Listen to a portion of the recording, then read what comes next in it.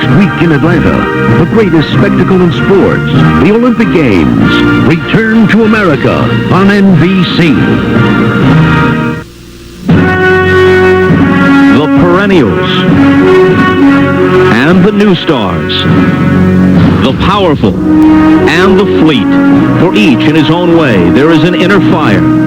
Braves starter John Smoltz, a kid from Michigan, a Tiger fan, dealt from Detroit to the Braves early in his career.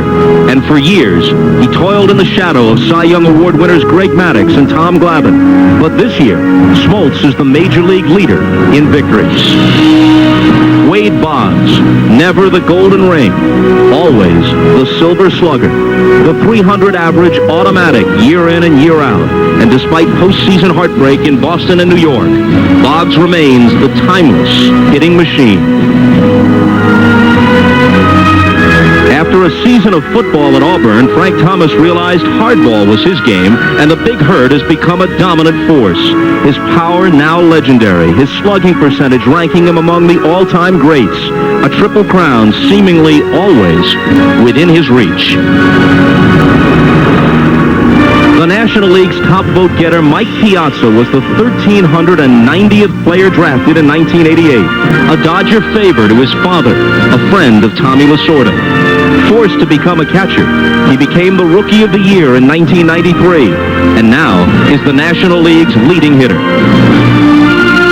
For nearly 2 decades, Ozzie Smith has dazzled baseball with skill and style. The Wizard, an all-star tradition, has set the standard that will forever draw comparisons. In this, his 15th and final all-star appearance, a generation of stars celebrates with him. The All-Star Game is next.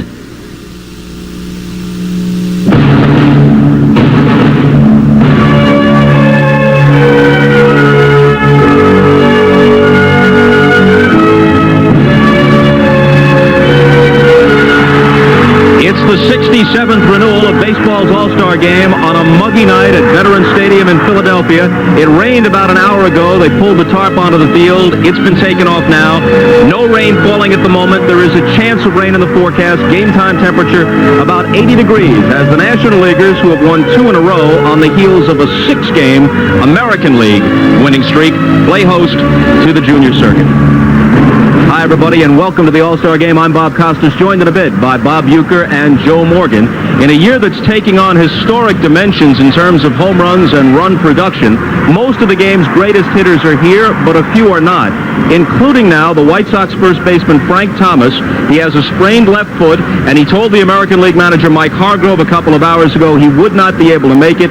Scratched from the starting lineup, replaced by Mo Vaughn of the Red Sox for the American League. So add Thomas now to the names of elected starters Ken Griffey of the Mariners, Tony Gwynn of the Padres, and Matt Williams of the Giants. All of them will not be able to play in this All-Star Game. We'll talk more about that, and we'll also get to the pitching pairing in just a bit. But first, the pregame show. And for that, down to the field, and Hannah Storm. Hannah. Thanks, Bob. Well, the last time the Phillies hosted an All-Star Game was back in 1976, and it was that year that a small 7-year-old Philadelphia boy attended his first baseball game. He sat in the stands here, and he dreamed of someday becoming a major leaguer.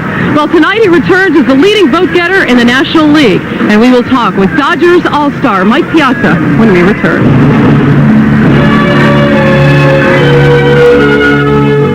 So fresh, once you pop, you can't stop.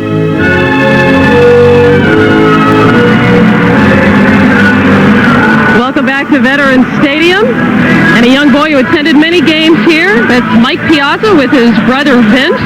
They grew up in the Philadelphia suburb of Phoenixville, given the Dodgers jerseys by their close family friend Tommy Lasorda, and given some hitting tips by Hall of Famer Ted Williams. That's when Mike was 12 years old. They had an indoor batting cage at the house, and apparently some of that support paid off way back then. As Mike, a 4-time All-Star, joins us now, what are your emotions at returning to this ballpark? I'm just kind of numb. I can't really describe it. I'm just in awe, and to see all family and friends here is a great thrill for me. I'm having a blast. What was your first game like when you came here 20 years ago?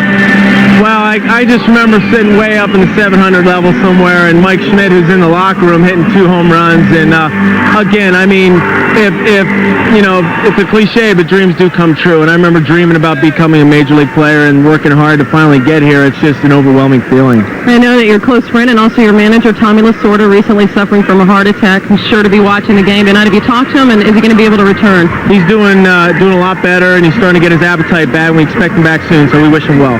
Okay, great. Have a wonderful time tonight. Thank you. There will be a large contingent of fans cheering, of course, for Mike Piazza. The other player getting the loudest ovations here at the Vet is Cal Ripken Jr., the All-Star from the Baltimore Orioles, and, of course, the owner of baseball's consecutive games played streak. However, Cal suffering a scary moment just about an hour and a half ago. We're going to give you the details on that and speak with Cal when we return.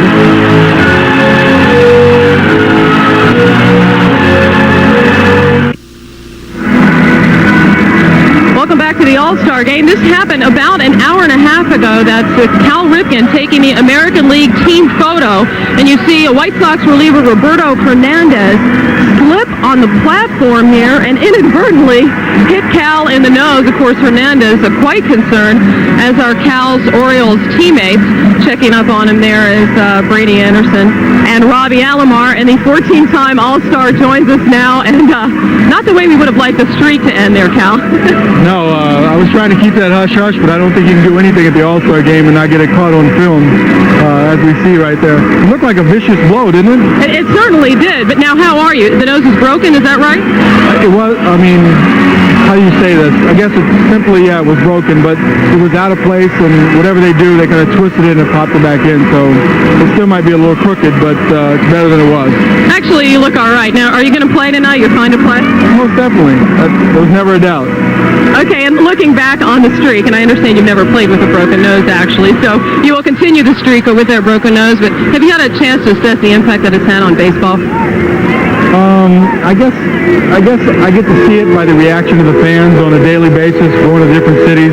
I'm still being pulled in like I'm a hometown player to each city. It's not like it used to be where you went in as an opposing player. Now it seems like you're part of the home team, so I think the impact continues now. It's a very positive thing, and I see it on a day-to-day visiting different cities. Okay, well, have fun tonight, and stand in the front row next year when you get the team picture taken. Thank you. Good fight. Okay. Now, no pun intended, we're going to update you on a breaking story, and this from the NBA. What is believed to be the shortest lockout in sports history appears to be over. The NBA reaching a snag late last night in its negotiations with its players' union. One source close to those negotiations termed it a little posturing, a little shouting, the usual 11th hour finger pointing. The end result of that was that earlier today the NBA did lock out its players. However, less than an hour later, they did reach an agreement on that, a new collective bargaining agreement with the players' union. That agreement is expected to be signed by the end of business. That's 5 p.m. Eastern time tomorrow. However, in the meantime, both sides have agreed to a moratorium on any player transactions.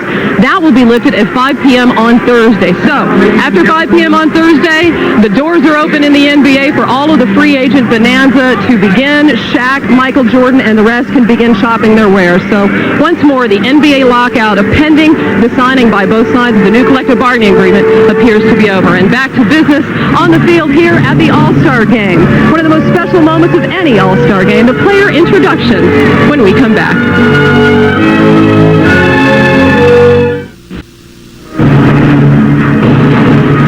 Welcome back. Time now for the player introductions at the 67th Annual All-Star Game. Here's public address announcer Dan Baker. Ladies and gentlemen, let's meet the 1996 American League All-Star Team. First, the trainers. From the Kansas City Royals, Nick Swartz. And from the Oakland Athletics, Larry Davis. The coaches. From the Cleveland Indians, Toby Harrah and Jeff Newman. From the Chicago White Sox, Terry Bevington.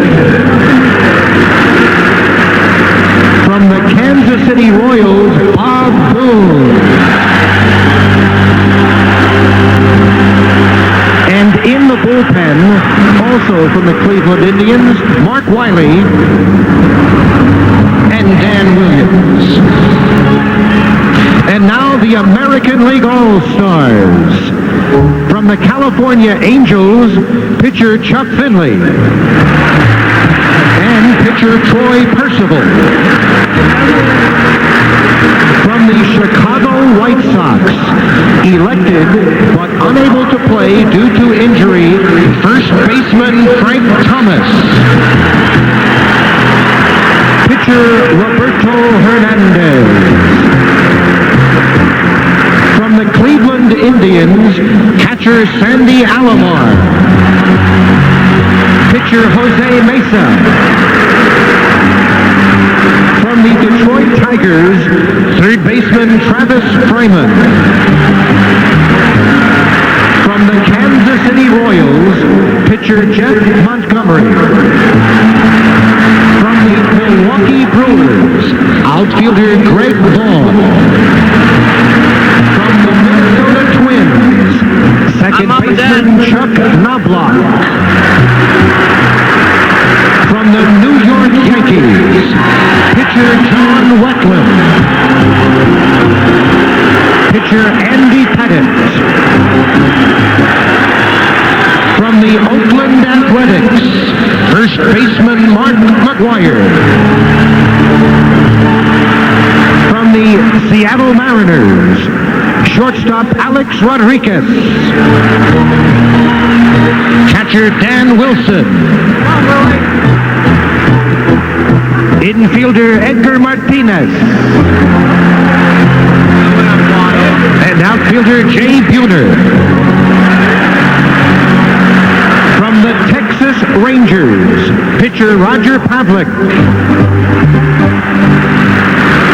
From the Toronto Blue Jays, outfielder Joe Carter.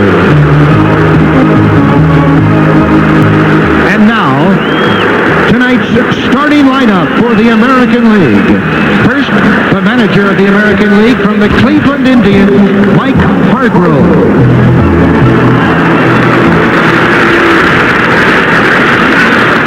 Leading off from the Cleveland Indians, center fielder Kenny Lofton.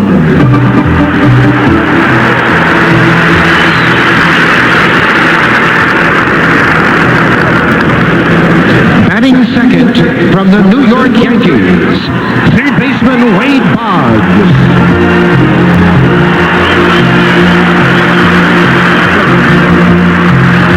Batting third from the Baltimore Orioles, second baseman Roberto Alomar.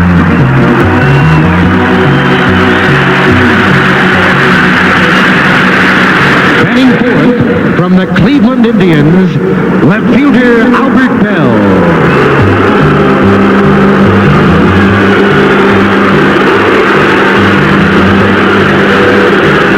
Batting fifth from the Boston Red Sox, first baseman Mo Vaughn.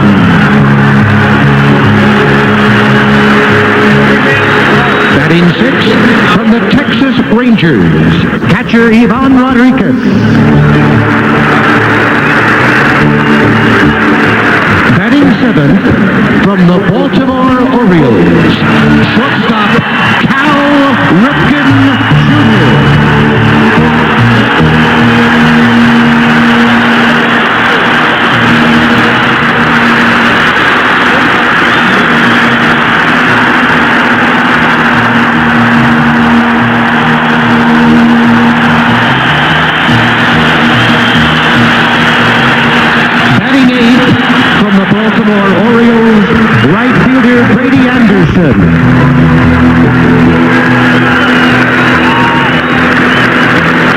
Batting ninth from the Cleveland Indians, warming up in the bullpen, pitcher Charles Nagy.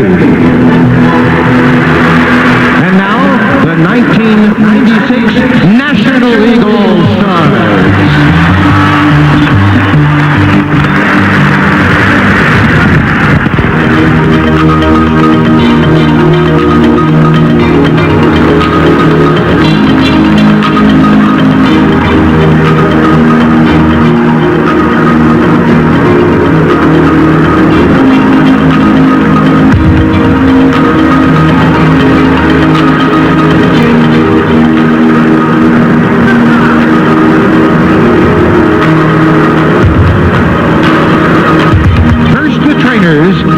the Atlanta Braves, Jeff Porter.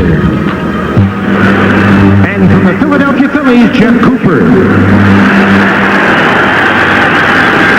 The coaches, from the Atlanta Braves, Jimmy Williams. Pat Corrales. And Ned Yost. From the Philadelphia Phillies, Jim Fregosi.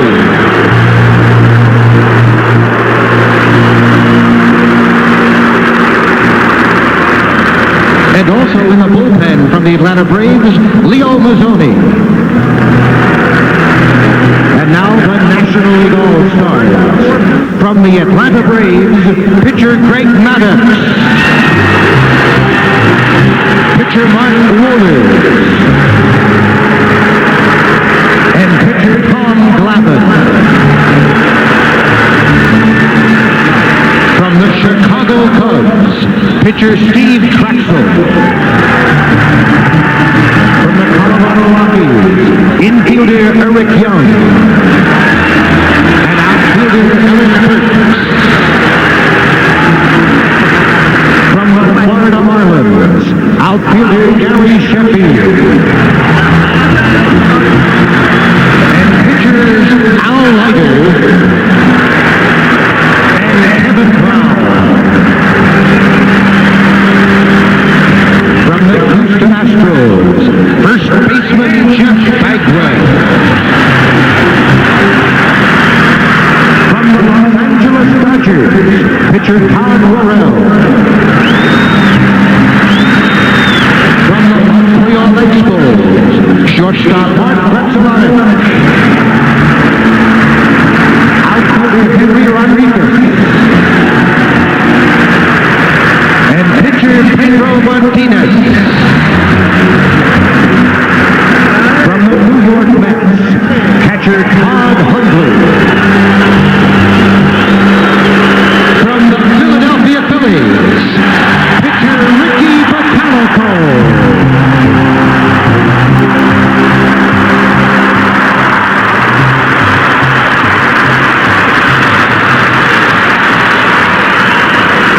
From the Pittsburgh Pirates, catcher Jason Kendall. From the St. Louis Cardinals, shortstop Ozzie Smith.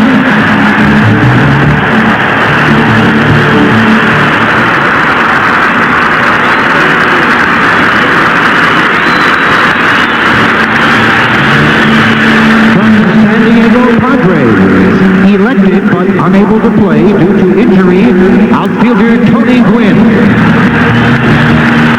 And third baseman Ken Caminetti. And now tonight's starting lineup for the National League. First, the manager of the National League from the Atlanta Braves, Bobby Cox.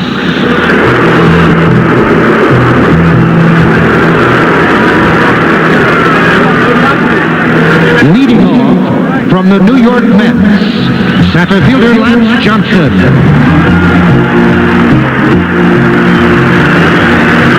Batting second from the Cincinnati Reds, shortstop Barry Larkin.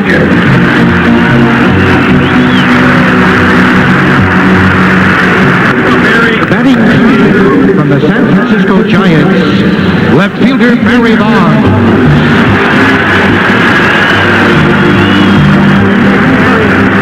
Batting fourth from the Atlanta Braves, first baseman Fred McGriff.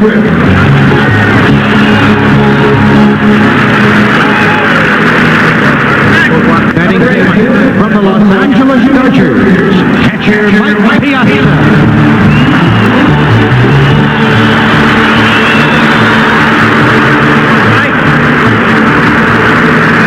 Batting sixth from the Colorado Rockies, right fielder Dante Bichette.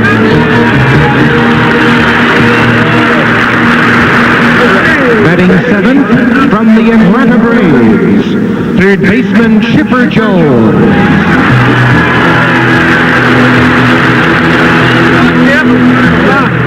Batting eighth from the Houston Astros, second baseman Craig Biggio.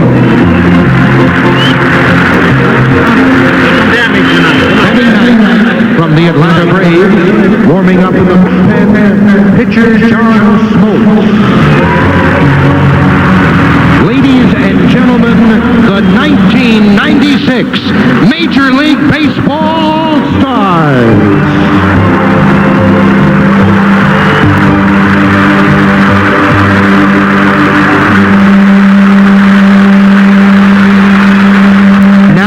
Ladies and gentlemen, please rise for the singing of the Canadian National Anthem by Canada's own Sarah McLachlan. Oh, Canada, our home and native land, true patriot love in all saints command. With glowing hearts we see rise the true north, strong and free. From far and wide, oh Canada, we stand on guard for thee. God keep our land glorious and free. Oh, Canada, we stand on guard for thee. Oh, Canada, we stand on guard for thee.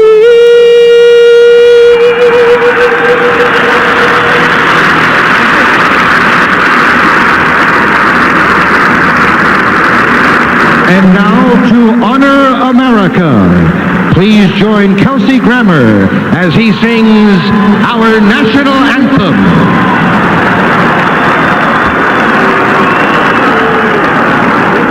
Oh, say, can you see by the dawn's early light what so proudly we hailed at the twilight's last gleaming, whose broad stripes and bright stars through the perilous fight o'er the ramparts we watched were so gallantly streaming, and the rocket's red glare, the bombs bursting in air, gave proof through the night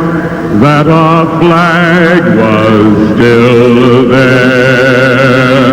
Oh, say does that star-spangled banner yet wave o'er the land of the free and the home of the brave?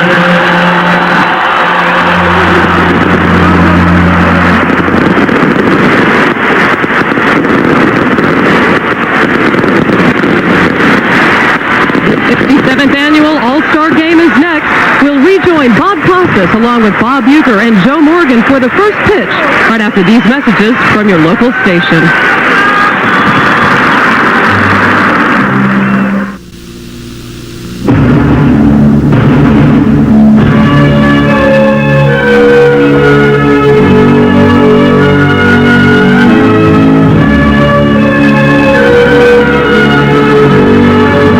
Welcome back to Veterans Stadium. First pitch of the All-Star Game just a few minutes away. And as we rejoin you from the booth, Joe Morgan is here along with Bob Uecker.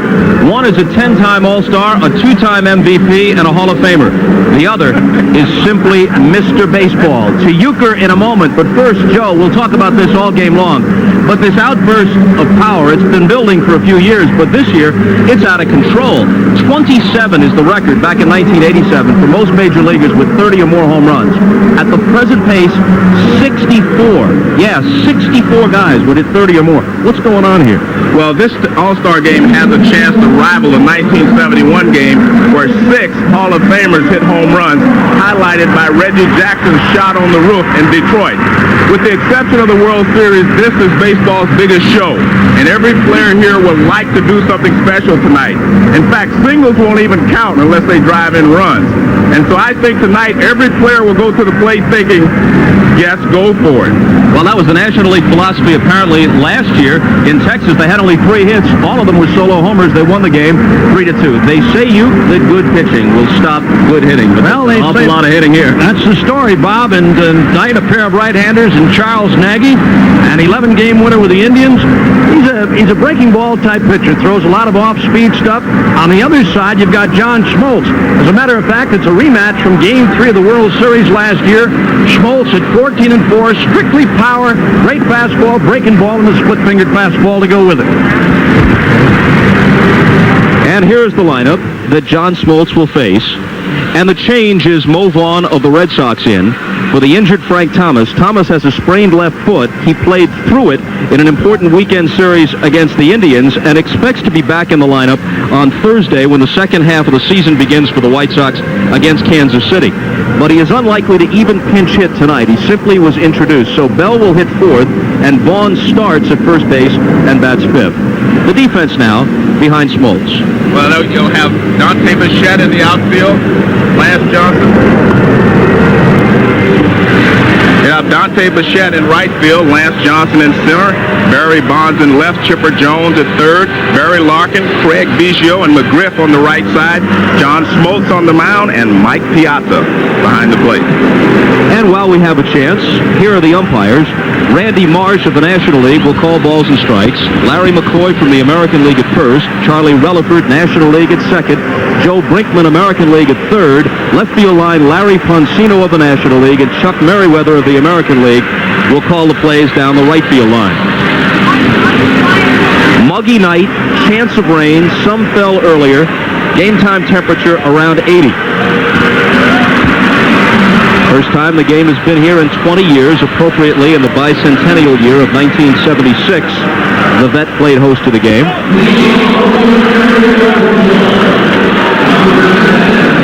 Lofton likely to lead the American League in steals for the 5th straight time. And he's 2 for 2 lifetime against Smoltz. Got 2 hits against him in Game 3 of the World Series.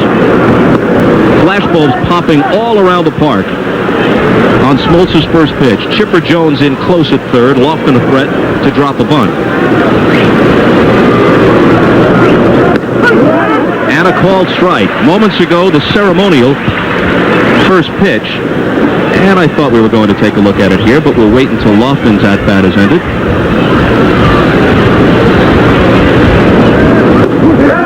One pitch. They check at third. He did not go around.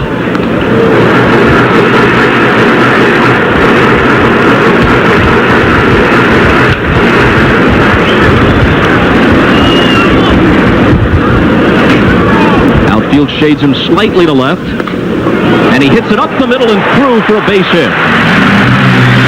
So Lofton with his 42 steals. He's more than aggressive. He's often daring. He's aboard to start the game. The ceremonial first pitch, 5 Philly Hall of Famers. Mike Schmidt, Robin Roberts, Richie Ashburn, Steve Carlton, and newly elected Jim Bunning. And all the American and National League catchers came out to be on the receiving end.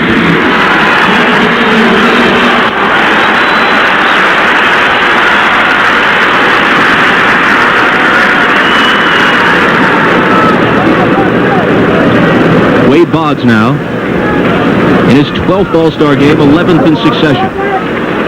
He doesn't swing and miss often, Joe. No, and this is a perfect situation for the American League. Lofton can steal a base, and he very successful against Smoltz in the World Series, and Boggs, perfect number 2 hitter.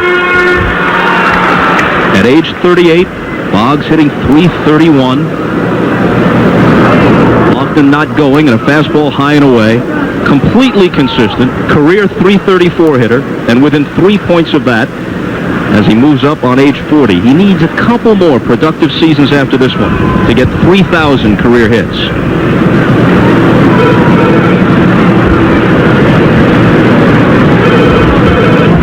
He's going on the 1-1 pitch. He had a tremendous jump, and he's in there. You described it perfectly, Bob. He had a great jump on Smoltz, who has a very slow delivery to the plate, as you can see. Piazza has not been successful this year throwing out base runners, but Lofton had such a great jump. He stole that on the pitcher, not the catcher. I don't think Johnny Bench or Mickey Cochran would have gotten him, but Piazza, as you say, has gunned down only 14 of 95. Poor percentage. Boggs now lifts one sky high, and Chipper Jones calls. 1 out. On the other hand, the American League starting catcher, Ivan Rodriguez, is a tremendous thrower, one of the best in baseball. Well, I put him in the class of a Johnny Bench, who Joe saw many, many times, and I had the opportunity to play against. I don't think this guy takes a backseat to anybody in baseball. Piazza may be a little bit better offensively, but Rodriguez, as far as catching and throwing, I mean, he's unbelievable. He loves to throw the bases, picking guys off. He can take a picture out of a jam. He's tough. He really is. He's a great catcher. A strike to Alomar, who flirted with 400, in fact, topped it in early June, but he's tailed off and down to 352. Playing with a jammed ring finger on his left hand, hurt it diving head first into first base a few days ago against the Red Sox. 1-1.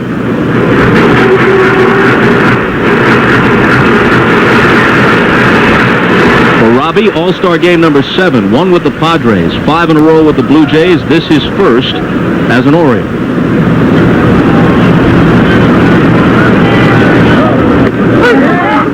Fastball making Piazza's glove pop. A ball and 2 strikes. Smoltz, at age 29, is appearing in his 4th All-Star game. The loser as a 22-year-old in the 1989 game at Anaheim. Leads the majors in wins, though he has lost his last 3 decisions. This ball is hit hard toward the gap in right center field, and coming on to make the catch is Lance Johnson. Tagging at third is Lofton, and he sprints in there. So Lofton moves up from second to third, but with 2 out.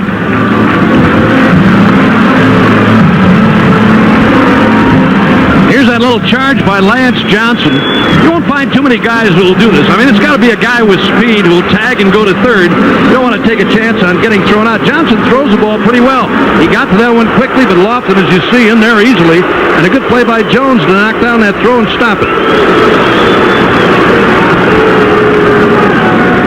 Albert Bell, booed yesterday during the workout, booed during the introductions, booed although at lower decibels as he walked to the plate here in the first. You would think that a guy would get tired of being booed, Bob, and maybe do something about his image. I don't know if Albert thinks he has an image. Well, outside of Cleveland, he might be regarded as the man Will Rogers never met.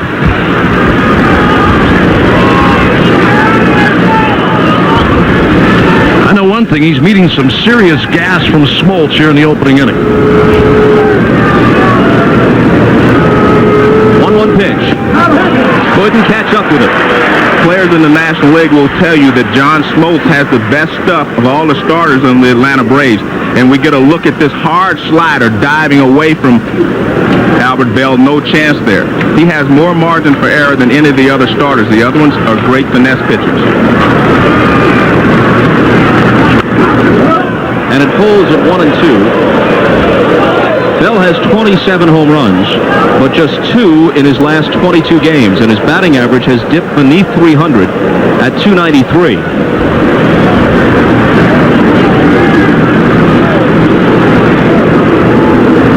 Lofton at third with 2 down on the top of the first. And another 1-2 pitch from Smoltz to Bell. Struck him out.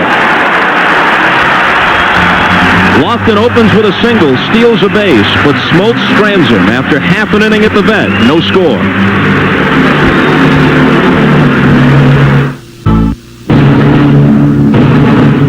The 1996 All-Star Game is brought to you by the Pepsi-Cola Company, who reminds you that nothing else is a Pepsi. By the year's first Oscar contender, Courage Under Fire, starring Denzel Washington and Meg Ryan, starts Friday. By Pizza Hut, where you can get autographed bat and ball sets delivered right to your door. And by Nissan, it's time to expect more from a car. The National League has won the last two All-Star games. They lead the series, which dates to 1933, 39-26, with a tie thrown in. And here's their lineup put together by manager Bobby Cox. Lance Johnson of the Mets moves into the starting lineup when Tony Gwynn had to beg off with an injury, followed by Larkin, Bonds, and McGriff. Piazza, the league's leading hitter, real rarity for a catcher. Bichette, Jones, Biggio, and Smoltz, who is, should he have to bat, a good hitting pitcher, as are most of the Braves starters. Lance Johnson leads the majors with 13 triples. Swings at the first pitch, slaps it to left. Bell comes on and can't get there. Skids to block it. Johnson speeds for second. Daring play. And in there safely.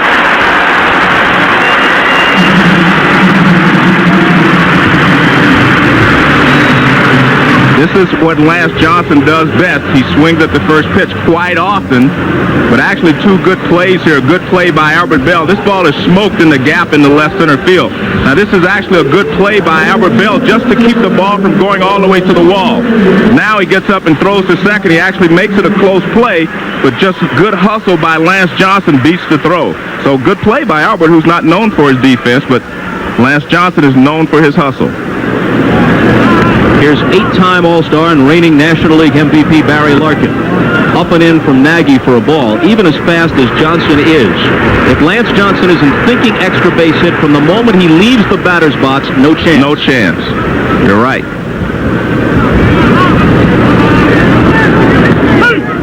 And a called strike from Nagy. You know, if that ball gets by Bell, too, Joe, it's run all day for Johnson. That might have been an inside-the-park home run.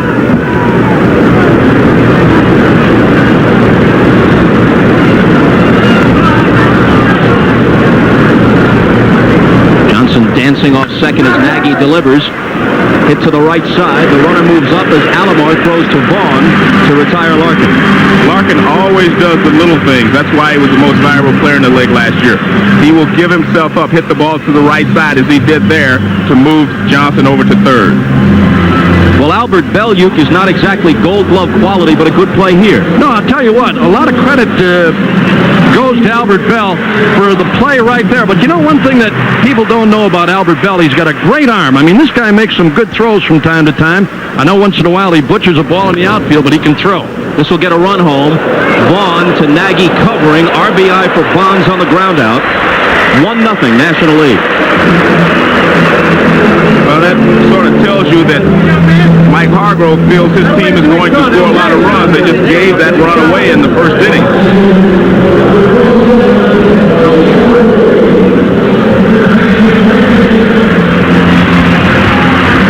So Johnson doubles and comes around on a pair of advancing groundouts.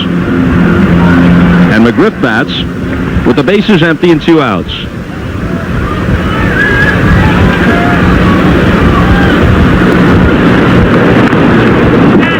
Strike one. In a tailspin, just 17 of his last 100. And he, like Bell, has slumped beneath 300 at 296 with 20 home runs.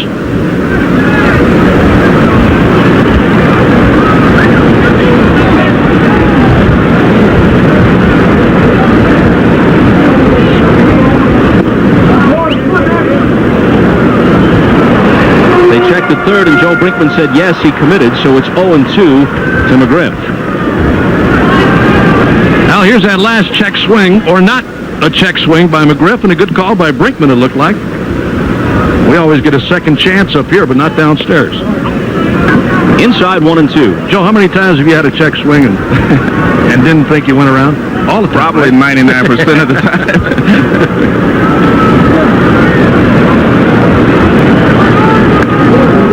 didn't miss by much. Nagy making his second All-Star appearance. Pitched for the American League in the 92 game at San Diego. 11-2 for the year. Fastball up and in, and after being ahead 0-2, now the count is full. Nagy's ERA is 3.53. That might seem unspectacular, but in this year of increased offense, especially in the DH American League, it's the second best ERA for a starter behind Juan Guzman of the Blue Jays. Struck him out. A run comes home, and after one, the National League leads it 1-0.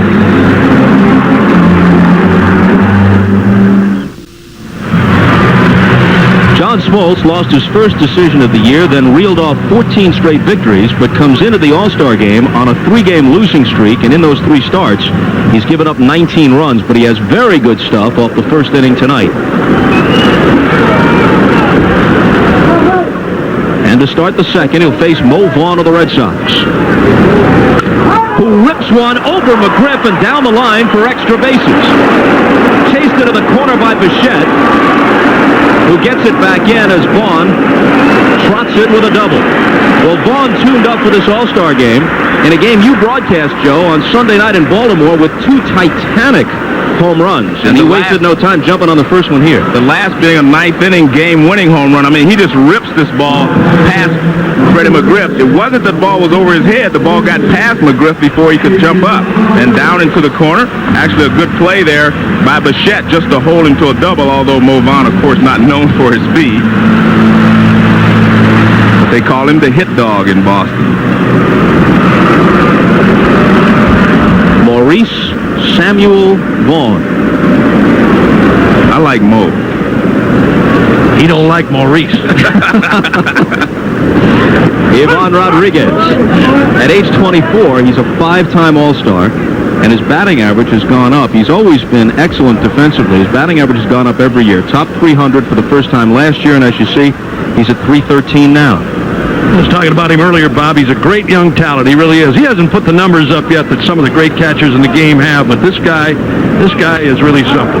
Reaches for one, pops it into shallow right. Biggio back for second for the catch, and we go downstairs to the National League dugout. Jim Gray. Jim? All right, thank you very much, Bob Costas. A very unique and rare opportunity to talk to manager Bobby Cox while he is managing. Bobby, let me ask you, are there a lot of signals and strategy that goes on in this game, or is it more of a sandlot game? Well, it's not strictly not a sandlot game. We go over a lot of signs in our meeting yesterday. We went over, the squeeze, the hit and run, the bunt, the whole works. But, these guys are so talented and they all such are great hitters. You don't employ too many things just to manufacture one run. But if we get late in the ball game, we may have to do that. Then, we'll do it. But this is unique. Normally we don't talk to the press during the ball game. As we see Cal Ripken Jr. now up at bat, let me ask you, is it more important to win this game, or is it more important to get everybody into the game? I told our players it's a combination. We want to win it, and this is one of the few, really, I think, professional all-star games that, where the players really go out there and battle their rear ends off and try to win, because it's just not that way anymore. In football and the NBA, it's just a little bit different. People understand that, but it's still very competitive in baseball, so we want to win it. Now, the starters can stay in for 3 innings, and then you start making some changes. Which starters might we expect to see longer? Well, John Smoltz is only going to go 2. We got Kevin Brown up now, and he's the 4th hitter next inning, and we'll probably pinch hit for sure, but this will be the last inning for John. We want to make sure we get most of the pitchers in. That's the only way we can do it.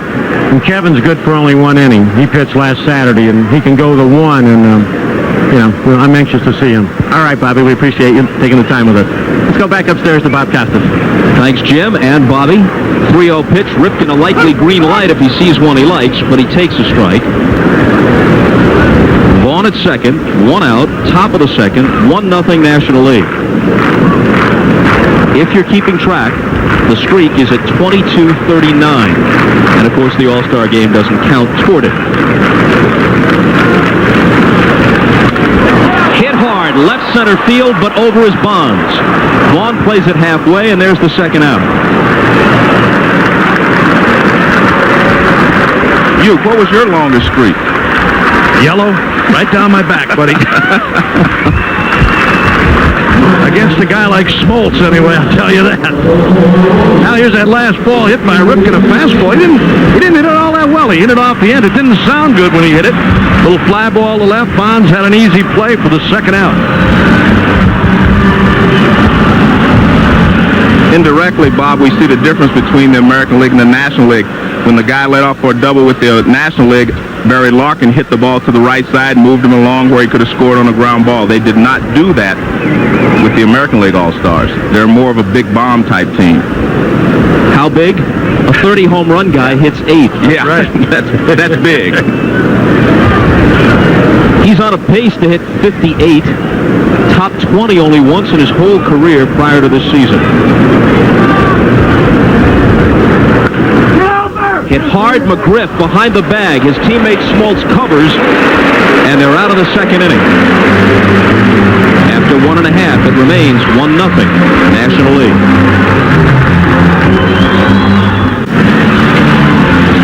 You can get online with the All-Star Game at www.nbc.com/sports. Who will be there? Why, Gary Carter answering your questions, providing some commentary from this point through the 7th inning. And after the game, live audio feeds including all the post-game press conferences.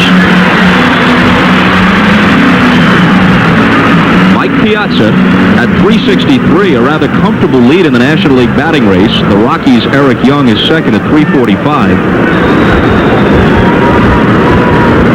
Very rare for someone who is a catcher to have a batting average anything like this.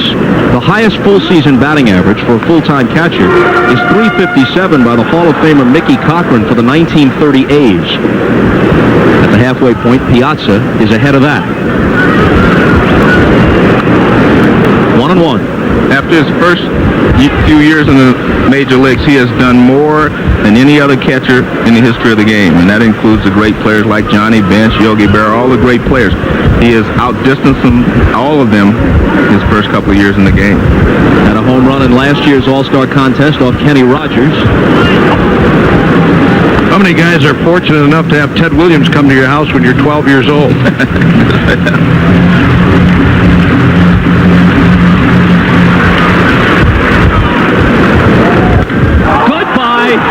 Absolutely crushed.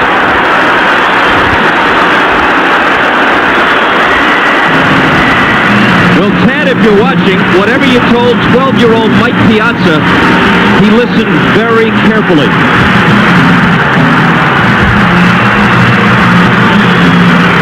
Bobby has a very unusual swing in that he straightens up on his front leg much like a golfer. And he golfed this ball right out of here. This looked like a golf ball when he hit it.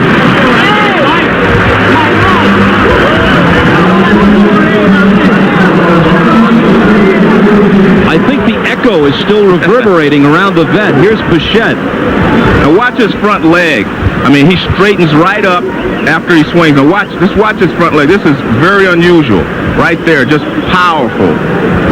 And the instant he connected, you knew that one was not coming back. Again, just watch his front leg. This is where he generates all the torque right there. Just a beautiful swing. And it's 2-0 National League. Bichette rolls one slowly to Alomar, who throws him out.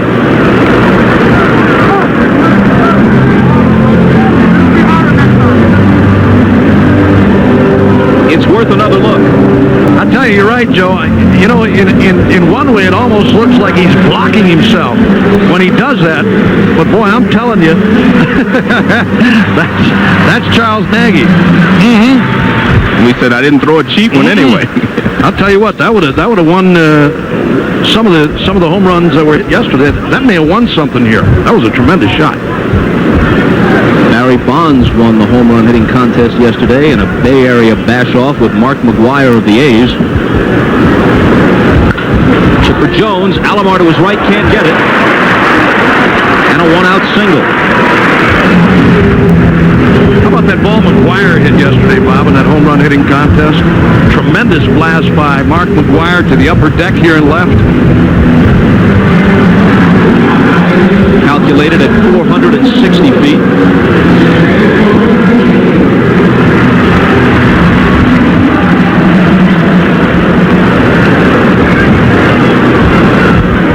Biggio to the plate, hitting an even 300.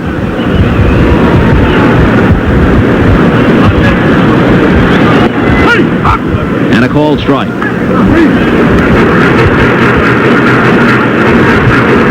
And again, Bob, Chipper Jones proves he's not awed by the big stage. In last year's World Series, he had some great hits. Now in his first All-Star game, first at bat, he just singles to center field. Nagy's 0-1 pitch to Biggio, squibbed foul. As Bobby Cox said, he'd let John Smoltz pitch only 2 innings. The 9th spot is next, and Henry Rodriguez of the Expos is in the on-deck circle.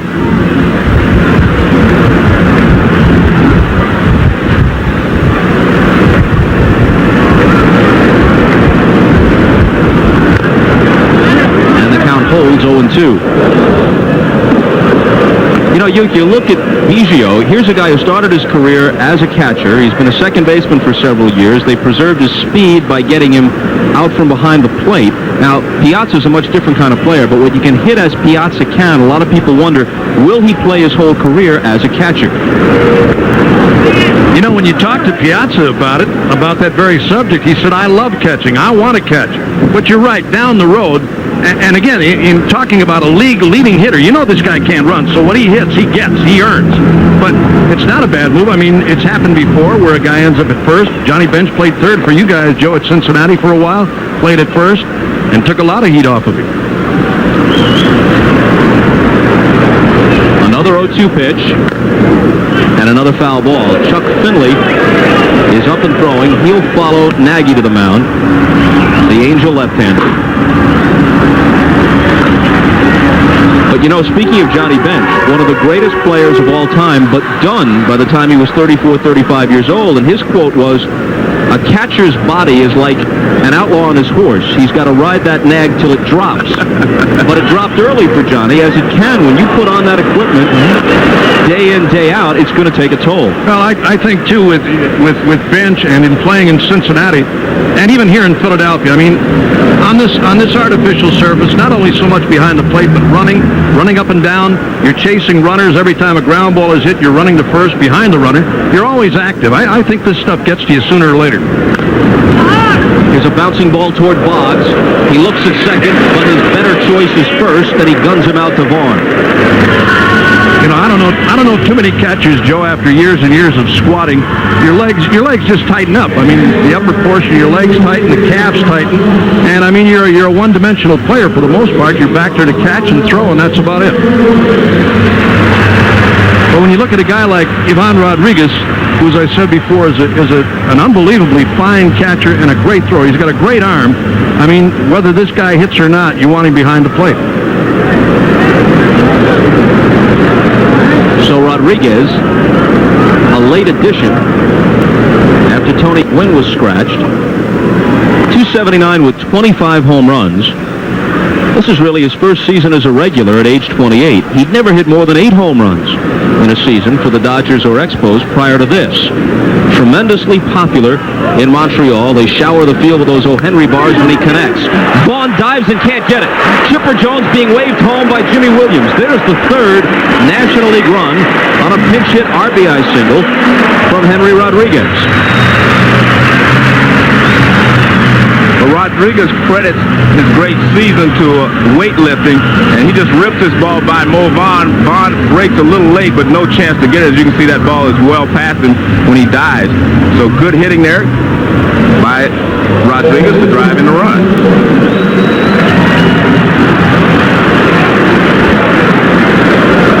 Two-out RBI hit. The inning began with a tremendous homer off Piazza's bat. Lance Johnson takes a ball. Unusual leadoff man. He has the speed that you hope for and plenty of it. The stolen bases, the triples, the high batting average at .322. He has only 15 walks, though. He's not up there to look. It's a surprise to me, Bob, whenever you say he takes ball one. I mean, Lance Johnson walks up there to hit. He hit the first pitch of the game that he saw tonight, and he leads the league in triples. He does everything with the bat. He does not walk. But somehow Nagy falls behind him 3-0. You know, there was another guy that was such a great leadoff hitter, too, Joe, and Paul Molitor in his younger days. I mean, if you got a guy like that in the top spot, he's got a chance to give you an instant 1-0 lead, too, because he had some power. If you throw him a fastball to start him off, he'd jump on it. Now he looks at Jimmy Williams. He was taking all the way on 3-0. He obviously has the hit sign here. Barry Larkin is on deck. And the count runs out full. Can't believe that either.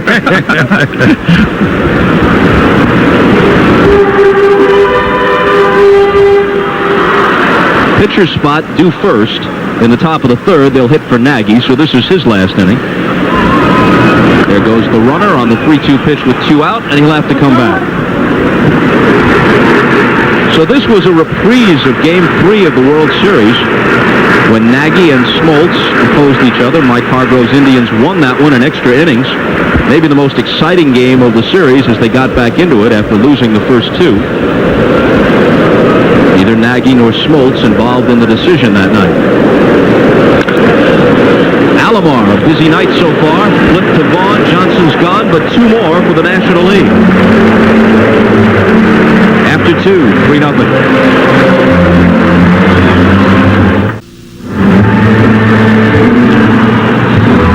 New pitcher for the National League, Kevin Brown of the Marlins, formerly with Texas and most recently with the Orioles. Pitched a scoreless inning and won the 1992 game for the American League in San Diego. It's a crime to pitch this well, to strike out 79 and walk only 16, to have an ERA under 2, and get only 7 runs in the 7 losses and be just a 500 pitcher. It is unbelievable. I mean, he has pitched so well this season, but the Marlins have trouble scoring whenever he's on the mound. They have trouble scoring quite often, but especially when he pitches. Good sinker, slider, but he has an overpowering sinker. It's a heavy sinker, but he has a good slider to go along with it and an occasional changeup. Edgar Martinez, 2-time American League batting champion, probably his only at-bat since he's really a DH. He'll hit for Nagy to start the 3rd. Is he baseball's most underappreciated hitter? So many hitters putting up phenomenal numbers, but what this guy is doing deserves mention. He's on pace to break the all-time single-season record for doubles. Not just break it, but demolish it. At his present pace, with 42 at the break, he'd hit 80. The record is 67. And get this, with the extra base hits, he's got a chance to break Babe Ruth's mark for most extra base hits in a season, which is 119 dating back to the 20s. He is a phenomenal hitter, and what he does best, Bob, is he waits on the pitch, and he will drive it to right field. You pitch him inside, he will pull the ball. He finds the gaps. That's why he hits a lot of doubles. 2 balls and a strike. We're going to say, Bob, the one thing about a guy like Edgar is the fact that he's strictly a DH, and I think that's why he doesn't get a lot of credit. I mean, a guy that plays every day, plays defense, and hits too, gets a lot more of the credit. This guy sits there and takes his 4 whacks a night and should hit well. I mean, that's what people figure. Larkin at shortstop. Throws him out, and we go back to Jim Gray. All right, thank you very much, Bob Costas. I'm now joined by Frank Thomas, 85 RBIs on the year. However, Frank was a late scratch tonight. He hurt his right foot.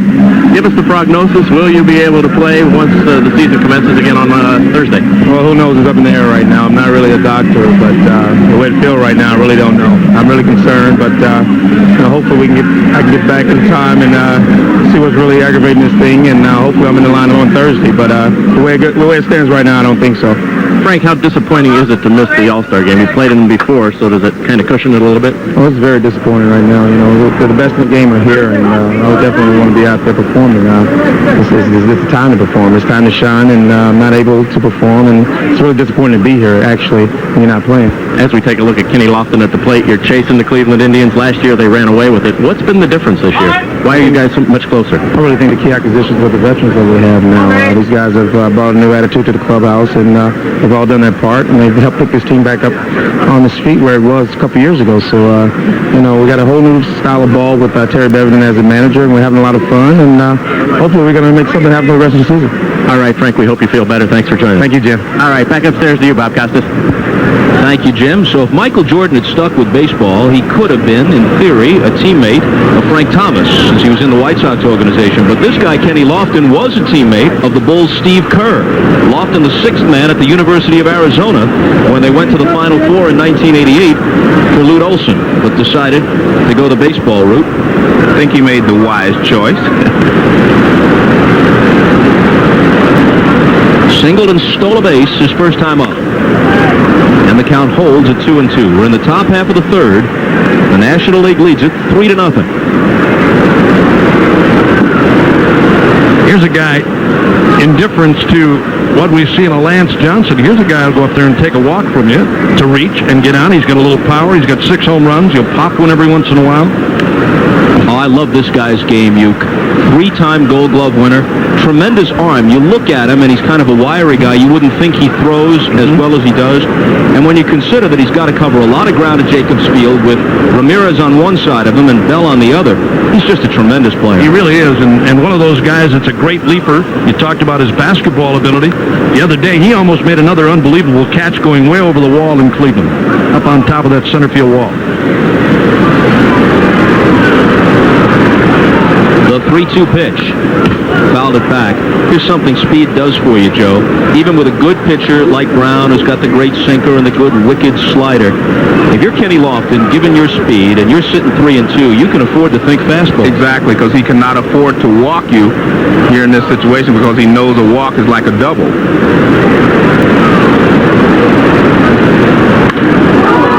Center field, Lance Johnson retreating to the track. Has it.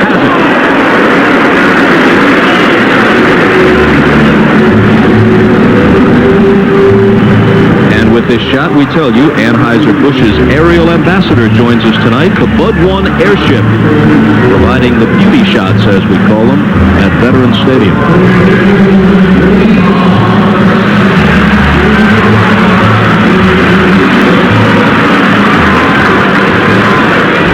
Now Wade Boggs, who popped out his first time.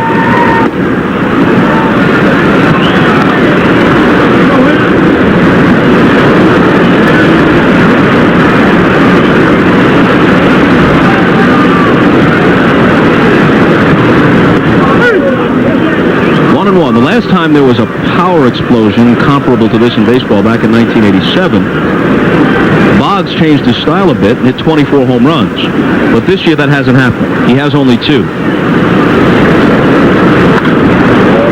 And that's what he usually is looking to do, slicing this one foul though, but to take that pitch to the opposite field with that inside-out swing. You're right, that's his style, but he made a point in 87 to show people that he could hit with power if he wanted to. Now watch how level his bat stays through the hitting zone. See that? That's a beautiful level swing. No uppercut there. Lays off the high fastball, 2-2. You know, you're almost doing this guy a favor every time you throw him away. You really do him a favor. I mean, he's going to go the other way on you. And as Joe said, every once in a while, I mean, if he gets something inside, off speed, he'll try to hook you. Chopper Larkin has time and has Boggs. Brown comes in, works a 1-2-3 third. Still 3-0 National League.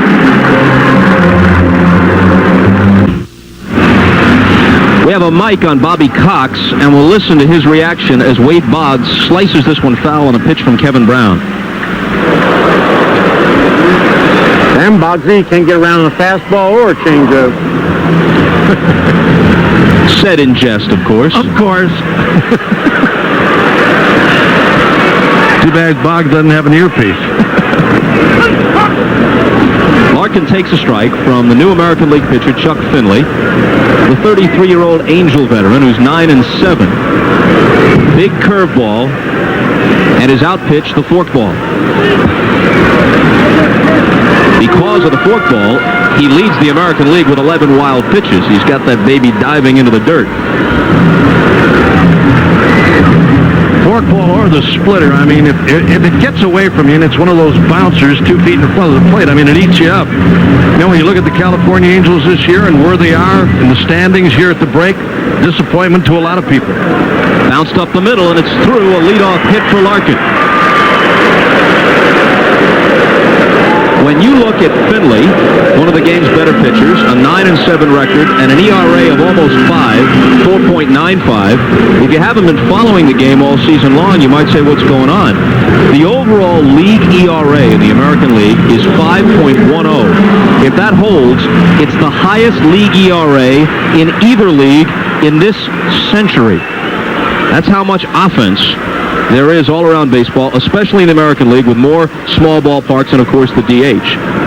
And a different approach, less emphasis on speed, more on power.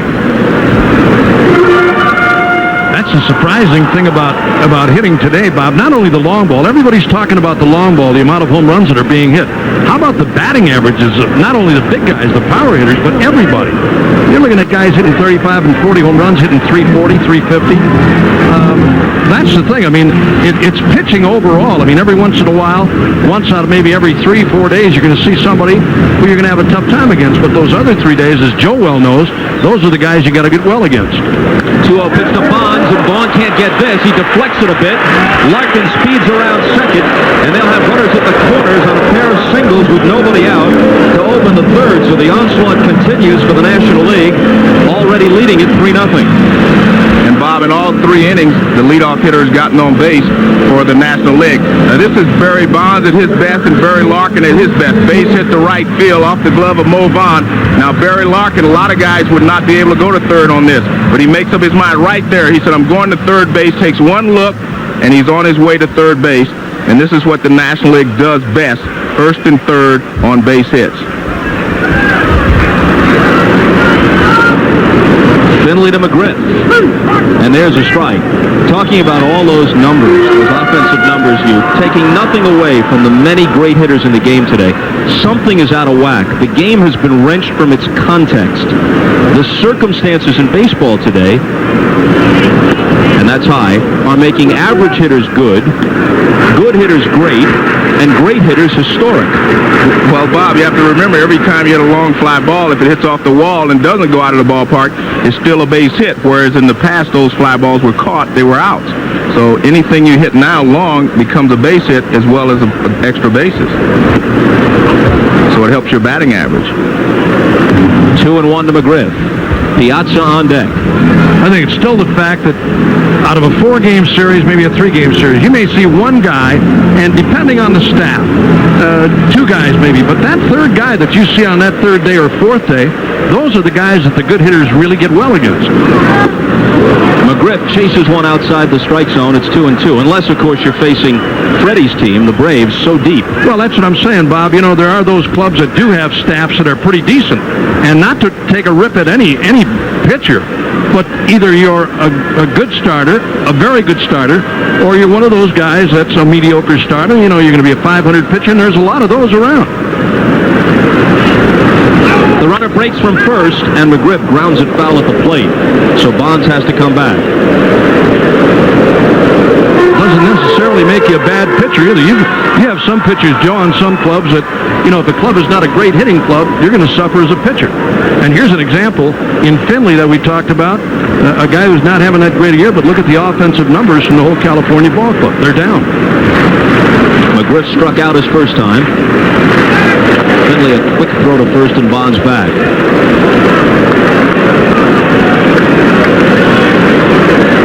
Well, there's the obvious dilution of pitching because of expansion. The smaller strike zone, the smaller ballparks. The batters beefing up with the weight training and swinging thin-handled bats with the tops cupped out, so the amount of energy through the hitting zone that these big, strong guys can generate with these lighter bats, with all of the mass of the bat pretty much concentrated in the sweet part of the stick, those are all factors.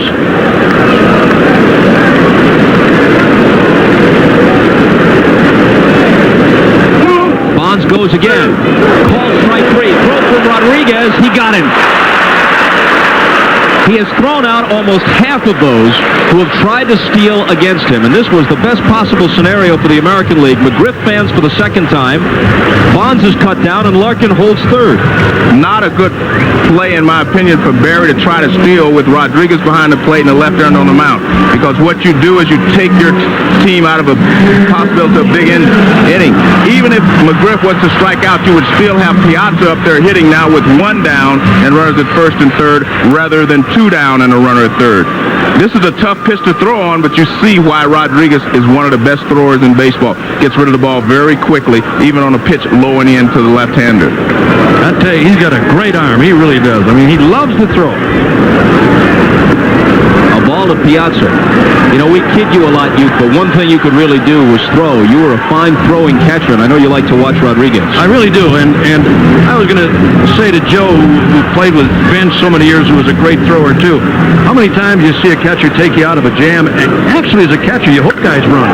Here's another RBI for Piazza. This one gets in the gap and scoots to the wall. Larkin comes across. A double to go with the homer.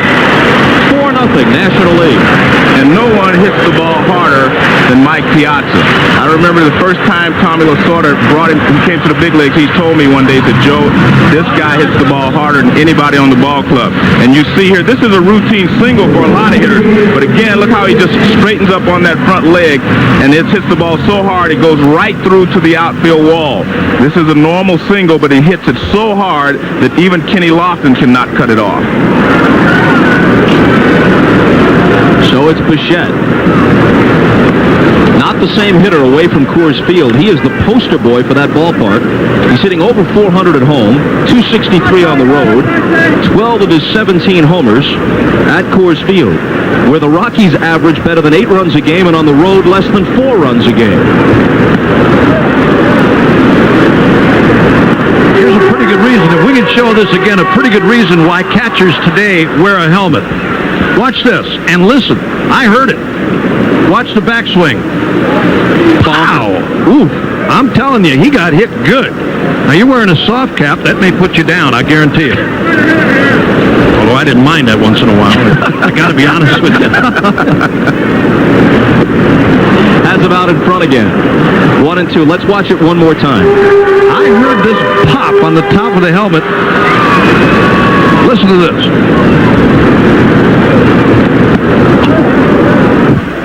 Didn't even faze him. You got to be a dog to be a catcher. Well, they don't call them the tools of ignorance for nothing. I'll tell Pudge you said that. He loves you. But you know, the pay for all that misery is so much better than it was in your day. Oh yeah, you're right. But I mean, we were dumb back then. We didn't want to wear helmets. I mean, how dumb were we? Didn't want to wear the extension on the mask, you know, that down below to cover your chin and protect you down there. Here's a guy, Rodriguez, too, one of the few guys that wears that protective pad over the right shoulder. There you see him. He's right in there. Benched 10 times. What a player. Bob Boone, who's here tonight as a coach. Full count to Bichette. Well, we've seen each catcher at his best. Rodriguez is a fine hitter, but defense is really his strong point. He throws Bonds out trying to steal. Piazza, a great hitting catcher, launches a tremendous home run and then doubles home run with a shot into the right center field gap. The 3-2 pitch. Struck him out. But the National Leaguers have scored in every inning. They lead 4-0. Back after this from your local station. Darkness has descended upon Philadelphia, and dark days as well for the Phillies. The last time they hosted the All-Star Game back in '76, they were at the beginning of a run of 3 straight NL East championships and 4 in 5 years, capped by the World Championship in 1980. Had several players on the All-Star team. This year, with injuries, they're struggling. And Ricky Bottalico, the reliever, is their only representative. Perennial All-Stars like Dykstra and Dalton not only out for the year, but with their careers in jeopardy. The new pitcher is a familiar one, World Series hero Tom Glavine. And new first baseman, too. Alomar, the switch hitter, bats right-handed against Glavine. Bagwell of the Astros replaces McGriff of the Braves at first base, and Freddie's troubles continue. 2 strikeouts tonight.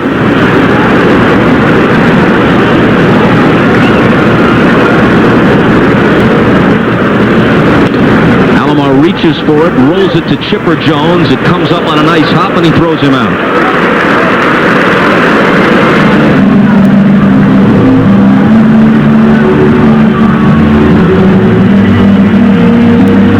Alomar continues to struggle, Bob. His average has dropped from 410, a high of 410, down into the 350s. But I guess that's happiness to be able to go over and still be hitting 350.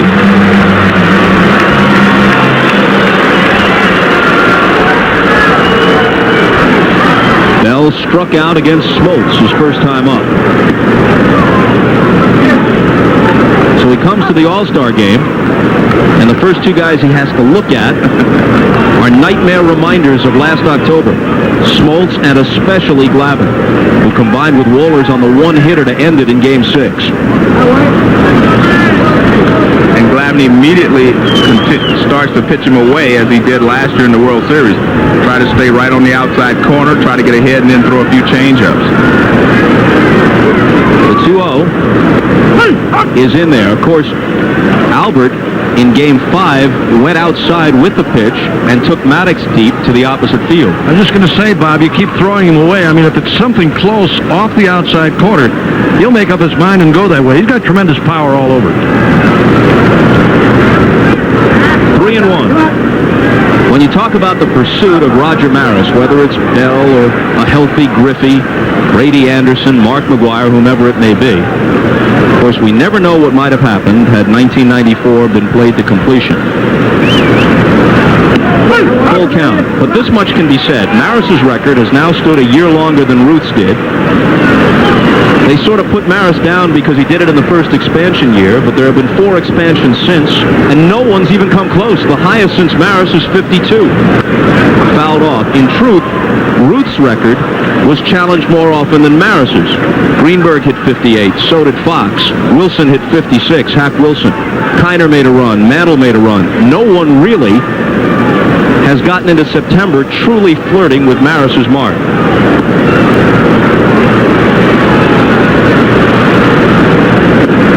Struck him out, so Albert has gone down twice. And that delights fans everywhere outside Cleveland, it seems. Now here it is, the last fastball from Glavine to Bell that finished him off. And I'm surprised. He took a couple of fastballs. Not so much the 3-0 pitch, but he took a 3-1 fastball. And then here's Glavine again around the outside corner with a little Taylor and strikes him out. Mo Vaughn had a ringing double into the right field corner his first time up against Smoltz.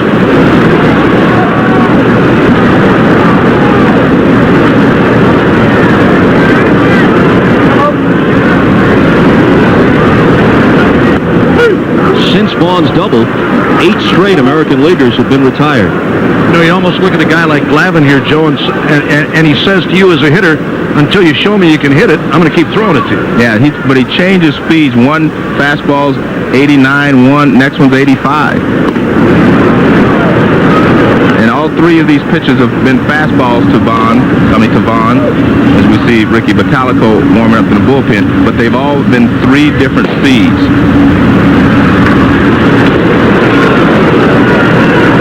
2 out, nobody on, 1-2 pitch, and it holds there. It's hard to imagine a better pitched game under pressure than the one Glavine turned in Game 6 of the World Series. They had been up 3-1. The Indians had an emotional victory at home to send it back to Atlanta. The Game 7 matchup would have been Nagy against Smoltz, and the Smoltz of last year was not the Smoltz of this half season. Biggio to Bagwell. A couple of Astros combined to take care of Vaughn, and it's another quick inning for the American League. The 1996 All-Star Game is brought to you by Nike, who reminds you to say yes to Pepper and yes to Griffey in 96. By Genuine Chevrolet, the cars more Americans trust. By Texaco Clean System 3 gasolines. Add more life to your car. Take it to the star. And by Dr. Pepper and your local Dr. Pepper bottler. Dr. Pepper is just what the doctor ordered. Finley back to work.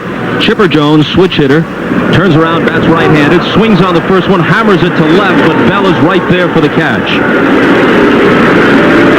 Tom Glavine worked the perfect fourth for the National League. Who's going to follow him to the mound? We'll let Bobby Cox tell you. Bring your boy in next inning, Jimmy. Botalico. Yes, sir.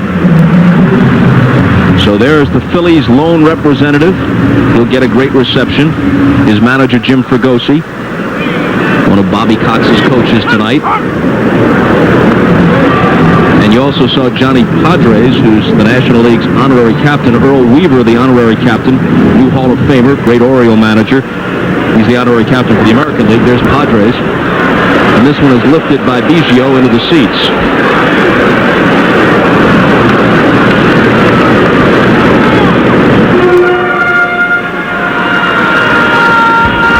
When they brought Bagwell into the game, along with Glavine, they hit Bagwell ninth, so he's next.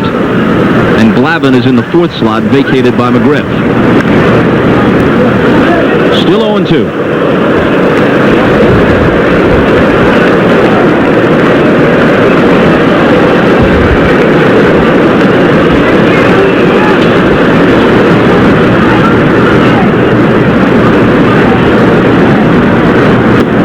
Him out. And we go to Jim Gray once more. All right, thank you, Bob. I'm now here with Vince Piazza, the very proud father of Mike Piazza. He has had these seats here in Veterans Stadium since it opened. Used to bring Mike all the time. Was Mike basically drafted number 1390 as a favor to you by Tommy Lasorda? That's correct. Yes.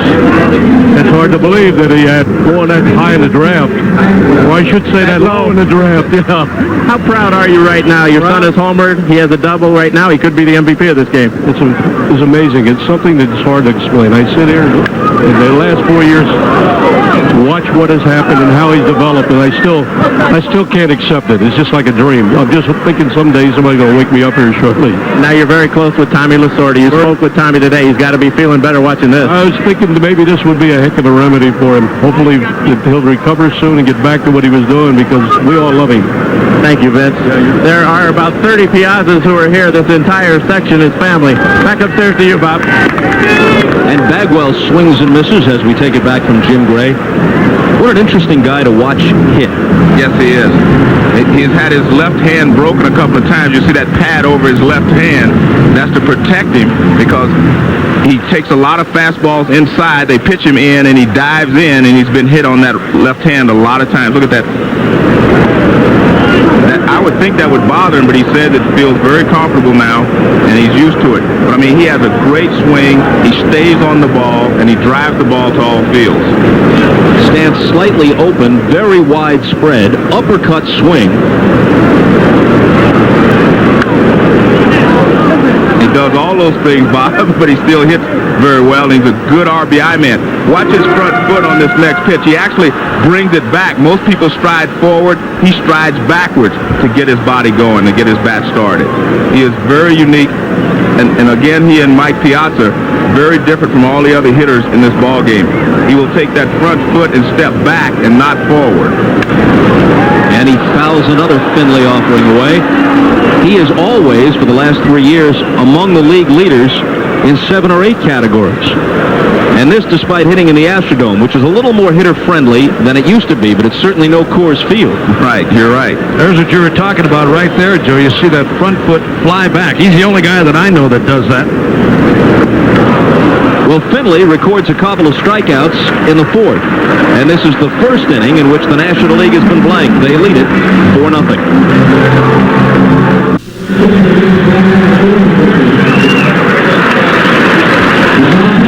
On to the 5th inning at the Vet. The National League leading 4-0. And the ball handed to the Phillies representative, Ricky Vitalico. 2-4, but with 20 saves, as you see, and that's third best in the National League. Bobby throws hard and has a great curveball. Warm reception for him on a warm night in Philadelphia. New third baseman, too. Ken Caminiti added to the team when Matt Williams, the elected starter, was scratched because of an injury. He's in now at third from the Padres. When Tony Gwynn got hurt, the Padres didn't have an active player on the squad. and it would have remained that way had Williams not been scratched. Rodriguez cuts and misses. 0-2. This guy was one of the most excited guys in this ballpark yesterday, Bottalico in the clubhouse, watching him, Joe, walk around and look at all the other players and talk and meet some of these other guys, not only national but American leaguers too. Rodriguez, another guy, Alex Rodriguez, the kid shortstop from Seattle, in total awe here with this all-star gala weekend and everything else that went into this thing. Weekend prior to it, 3-day break, everybody excited here. Bottalico's 1-2 pitch. Struck him out. Auspicious debut.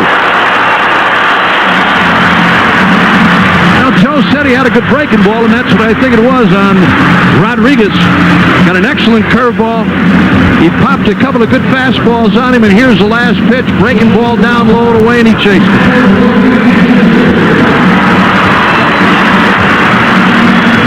You can see the very tight spin on that breaking ball. That makes it very tough for the hitter to pick it out. So now Ripken, who lined to left his first time up. You know, it seems odd to say of Ripken, who represents reliability and consistency. But as a hitter, he's very streaky. Yes. He had a great June, but he goes through protracted slumps and then turns it up. Well, I feel like, Bob, that no matter what you say about it, the streak doesn't affect him. As a middle infielder, if you play as many games as he does, there are going to be spells where you're down mentally, and then you get back up. Then you're down physically, then you get back up. Doesn't catch up with a 2-0 pitch. He made a dramatic change in his hitting style, too, Bob. I mean, he used to have that bat way up on top. Now you see where it is. It's almost resting on his shoulder. He's dropped his hands. Anything upstairs, I mean, he's going to have to bring it back up and then start that way. But he used to carry that bat way up on top. 2-2. And there you see another example of not being able to pick up the spin on Bottalico's ball. This looked like another fastball, and it just breaks sharply down and away, and you see Ripken cannot hold up. And Bottalico just, look at that. That's tighter spin than the one he struck Rodriguez out with. Misses with that one, full count to Ripken, the two-time American League MVP, the 1991 All-Star MVP when the game was played in Toronto.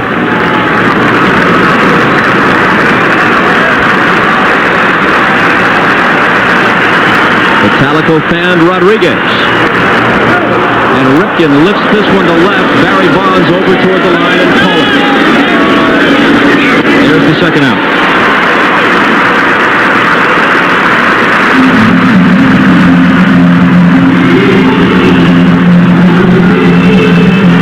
As Brady Anderson steps in with the 30 home runs, to finish up the thought from earlier, Joe, all the factors cited, the explosion in offense, but one that I think is overlooked is this. You've gone from 4-man to 5-man rotations. So right there you can make a case that the pitching has to be 20% worse. Correct. Plus, starters used to pitch, even average starters, double-digit complete games. Hit the third, Caminiti knocks it down and then has no play as Anderson is aboard with 2 out. The Bob Gibsons, the Koufaxes, the Marichals, the Spahns, they were between 20 and 30 complete games every year. Now here it is again, that little slicing bouncer hit by Anderson, kind of handcuffed Caminiti, a ball that he should have made the play on. If he picks it up there, he has no chance. Anderson's got good speed. Now Jay Buhner will come to the plate as a pinch hitter. 23 home runs for him and an average of 285. Hit 40 a year ago. So in addition to fewer complete games and a 5-man rotation, the closer now will only pitch the 9th inning with a lead. You figure out how many innings are being pitched by inferior pitchers when the average start lasts 5.8 innings in 1996. Who's pitching the 6th, 7th, and 8th inning? Unless you got a Mariano Rivera, you've got a guy out there that these hitters are feasting on. But you mentioned Mariano Rivera. He's the exception to the rule. The rest of the guys are more mop-up men than anything else. When they bring that guy in New York, Rivera. I mean, he's a very hard thrower. And then you've got Wetland to follow him, who doesn't throw the ball all that badly either, with a good breaking pitch to go with it. I mean, that's a great 1-2 punch. When they had Righetti and Ron Davis there, Bob, it's similar to that situation. Yeah, Davis is a setup man. Anderson is running. Buhner lines at the center, but Johnson with the speed gets there for the catch. At first, he didn't apparently realize how many outs there were. That ends at Lance. Job well done. We'll be right back.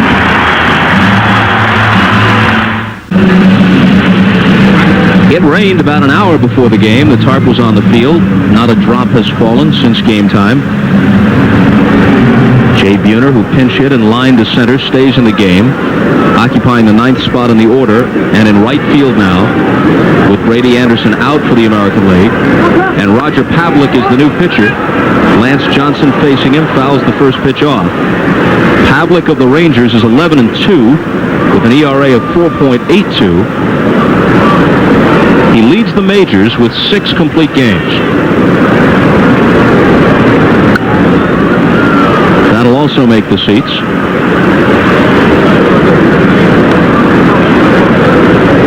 Bottom of the 5th, 4-0 National League.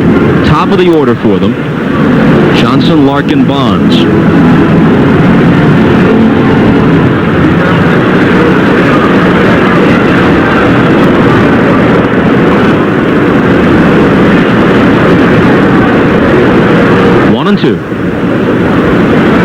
Getting back to what you were talking about a moment ago, Bob and Joe, I don't know where this quality start idea came from, but as you were talking about, hit to right center field. They better cut it off with Johnson running, and Buhner does. So Johnson's now 2 for 3, a leadoff single here, and we check again with Jim Gray. Okay, thank you, Bob. I'm now joined by the starting pitcher, John Smoltz. John went a couple of innings tonight. 1989, you got the loss. Now you have a chance to win this ball game. You were 14-1. Now you've lost 3 games in a row. Did you correct it tonight, and was there something wrong? Yeah, actually my left side session, I was throwing more stiff-wristed, and I'm a loose type pitcher with my fastball. It tends to get a little bit of hop to it. And I corrected it, and it would have been nice to go a little bit more in 2 innings, but I'll take it, and hopefully we can hang on. Barry Larkin is the play. Let me ask you this, as we have a stolen base out there right now by Johnson. Let me ask you, John, would you have liked to have gone longer, and could you have worked some more kinks out? Yeah, that's the big thing. You know, you can work things out on the side, and even in my last game, I would have loved to have gone more innings just to work things out in a game situation. And the first 2 innings, I didn't like the way I started with giving up a single and a double, but after that, it was great. Now, Greg Maddux pitched today with you in practice. You said he had some problems. Is there going to be a problem with him, and might he not be able to get back into the starting rotation with his injured toe? No, it's just a little sore dragging, and the more he does it, the more he works, the more sore it's going to be. So he'll be fine next start. John, congratulations. Great outing. All right, thanks a lot. Let's go back upstairs to Bob. Jim, thanks. Larkin flying out to Buhner and right. Johnson holding second after the steal, and Bob Uecker to finish his thought. Well, I was talking about quality starts. I don't know who came up with the idea of 6 innings being a quality start, because years ago, I mean, that was what your contract, I should say, was predicated on the next year. I mean, that was a big item. How many games you finished, how many innings you pitched. Those guys like the Perrys and Gibsons and Maloney's, Joe, that pitched the 250, 260 innings every year, man, it was unbelievable. But today, 6 innings and it's bullpen time.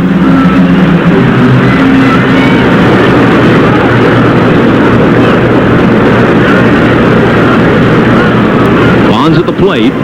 Caminiti on deck, and Johnson breaks for third on the first pitch. Rodriguez's throw, he is gone.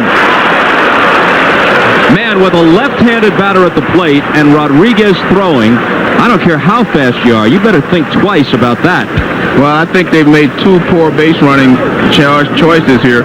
He's got a clear shot at him because Barry Bonds is left-handed. I mean, he's out by a long ways here. I mean, normally it's a close play at second or third, but he got a pretty good jump, but Rodriguez just comes up and fires a bullet down there, and it's there just right now, so you have no chance. Been a great showcase so far for Rodriguez and Piazza. I'll tell you, this guy can throw as good as anybody I've seen, and right on the bag. I mean, sometimes a play like that and a throw like that handcuffs an infield. Boggs made a nice play to grab it. I have to say that he really reminds me of Johnny Bench. Johnny Bench had a great throwing arm, and he got rid of the ball very quickly, and Rodriguez does the same. Joe, how many times did you go to cover a bag at second and get handcuffed on a low throw? A lot of times. I mean, not a throw in the dirt. I mean, just a throw right on the bag would handcuff you. 3 balls and a strike to Bonds, and another look. Watch how quickly he gets rid of the ball. See, he does not take an extra step. He just straightens up and fires.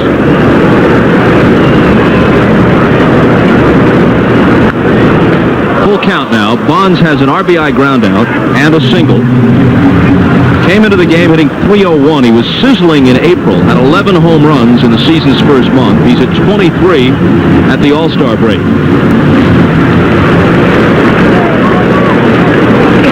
Three-time MVP in a 4-season stretch in the early 90s. Vaughn behind the bag will take it himself. After 5 now, it remains 4-0 National League.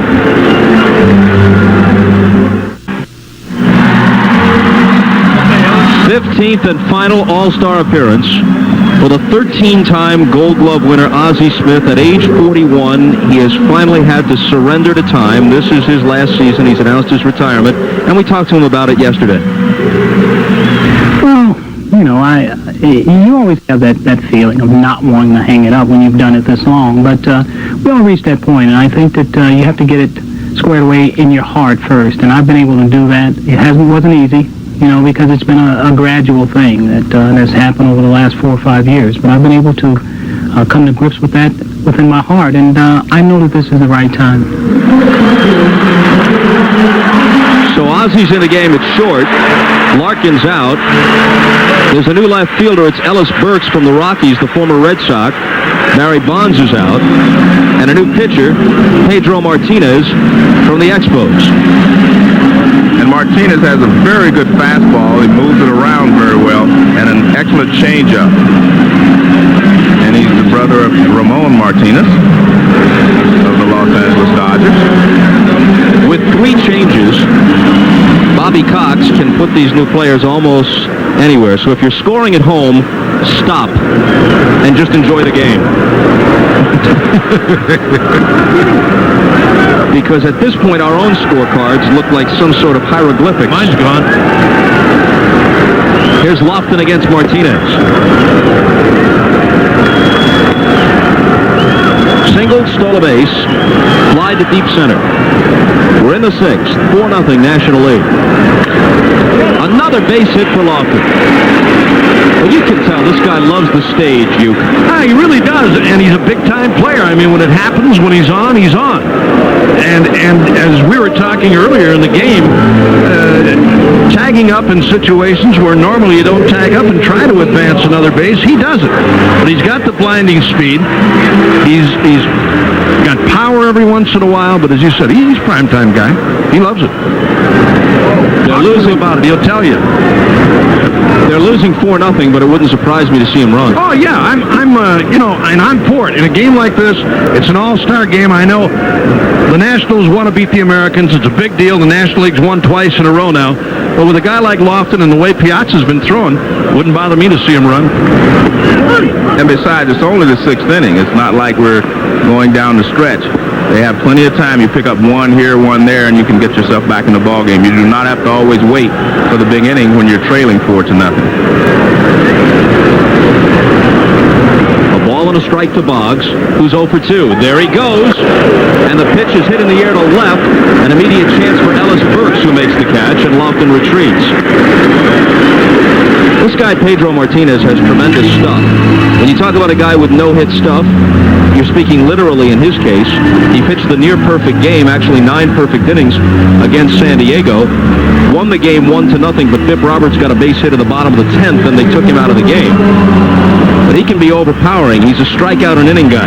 Well, and he also is an intimidator, Bob. He will come up and in. He will pitch you inside, and he will change speeds. But I think that's great. I mean, I think he's one of the quality pitchers in all of the major leagues.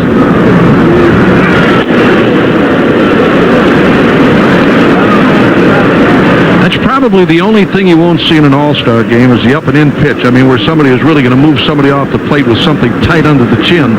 Very seldom does it happen. I think more often than not, it's a mistake in a game like this. But if you're talking about regular season play, he and a lot of other pitchers are not embarrassed at all to come high and tight on you, move you back anytime.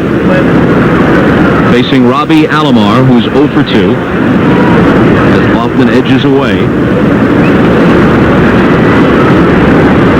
On the 1-0 pitch, he takes off, and a check swing foul.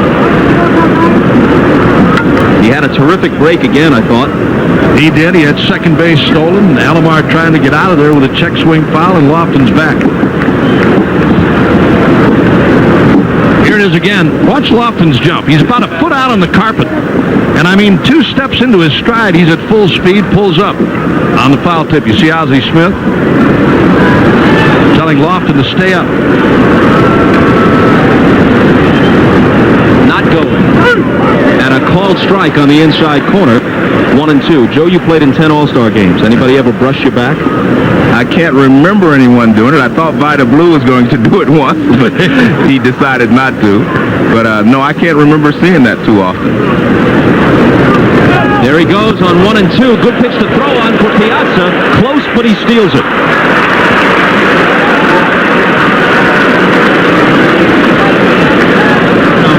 Well, he got a good jump on Martinez, and Martinez has a big leg kick. See how high he lifts his front leg? That gives the base stealer plenty of time to run. Lofton actually slows down because he knows he has it, and really not a bad throw there by Piazza, but no chance. You see, he knows right away he's got it because he got a great jump.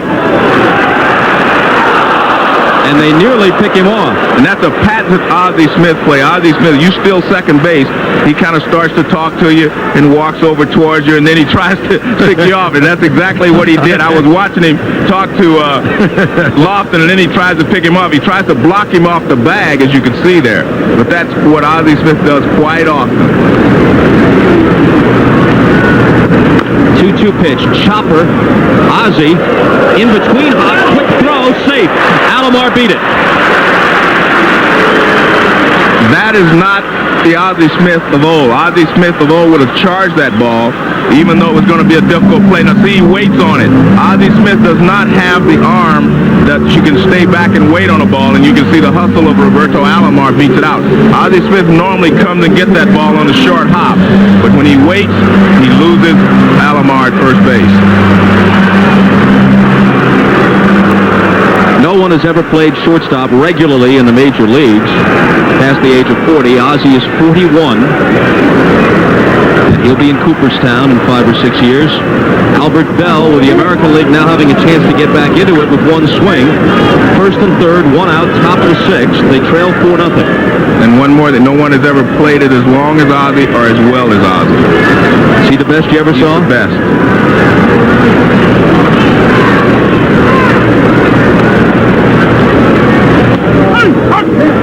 In there, 1-1. This is an unusual Albert Bell we're seeing tonight, Bob. He is usually an aggressive hitter, an aggressive person. But tonight I see him taking a lot of pitches. He took a couple of 2-0 and 3-1 pitches from Glavine and struck out. I see him take a fastball here from Martinez. He is normally up there to swing the bat. Let's another one go by, 2-1. I'll say, if you're taking breaking balls, it's a different story, but when you're heading the count and guys are throwing fastballs to you and they're right down the pipe, I mean, really in a great hitting zone for you, and you're taking, it's not really Albert Bell. You're right, Joe. I mean, he really is aggressive. Check swing foul. You know, not to belabor it, we'll drop it after this. It is a shame about Albert Bell. He is a great hitter. He has a chance to have not just an all-star career, but an historic career. He is smart, he is driven, he is dedicated. And those who care about him, instead of being apologists or offering tortured defenses, should be urging him to get help for his obvious problems so it isn't a blight on his career. Can't catch up with the high heat and goes down swinging. That's just what it was for Martinez, a fastball upstairs out of the strike zone. And, I mean, you got to be awfully quick up there. He got the hat trick, Joe. That's his 3rd strikeout. And this is Martinez at his best. When he gets ahead of you, he will get you to chase the fastball up and out of the strike zone or the changeup out of the strike zone. So now Vaughn. Bell striking out for the third time and leaving two men stranded.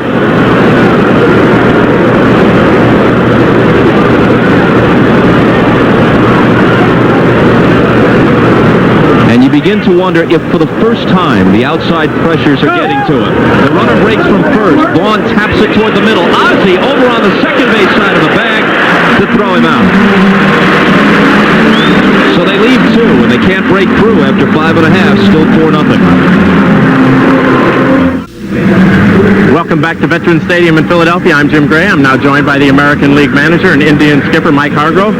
Mike, you're down 4-0 now. What magic do you have? How are you going to pull this one out? We're going to punt. I think that's what we're planning on doing. We just keep going at them. We had our chances last inning. Really the best chance we had Bell and move on at the plate with two men on. Didn't get the job done. What really hurt us early in the ball game, Lofton got a base hit, stole second. We didn't get him over, didn't get him in. And then the next inning we had a leadoff double by move on and didn't do the same thing. And it cost us. And we're down by 4 now. So we just keep coming at him. We got some guys that can swing the bat. We need to start doing that. Caminiti at the plate. Let me ask you. We asked Bobby Cox, was it more important to get everybody in the game or to win? He said to get everybody in the game. Your thoughts on that? No, I think that's, I think everybody comes here to see the All-Stars. I don't want to say the game is secondary because it's not. And we're playing to win just like Bobby's playing to win. But we want to get the guys in the game. They deserve to be in the game. They're all having good years, and they deserve the recognition. And again, they deserve the pleasure of being able to get in there and swing the bat or make a play. Did you get nervous during this game, or is this truly a vacation kind of game? As Caminiti just tagged one, and that ball is out of here. And with that, we'll go back to Bob Costas because all of a sudden now we have a 5-0 lead, Bob. Jimmy, stay right there. Ask Mike Hargrove if that made him nervous. Yes. Now Jim is acting as the interpreter. Asking you if you were nervous during this whole thing. Caminiti hits a home run. Does this game make you nervous, or is it truly a vacation kind of game? Well, I think any time that you get into competition, especially one that's got the national spotlight, you get a little nervous. I think you should get nervous. If you don't, then you're brain dead and you need to do something else. So, yeah, you get a little nervous, but once you get into the game, you get into the flow of things, you settle down and do your job, and it becomes a lot of fun. You can't get as aggravated with a reporter asking you questions when a guy hits a home run, can you? No, not now. Thanks, Mike. Back to you, Bob Costas. So Ken Caminiti, the switch-hitting veteran, a late addition to the All-Star roster. In his first at-bat in this game, wallops one out of here. The guy at the plate now, Piazza, connected earlier, and it's 5-0. Roger Pavlik, the victim on that one.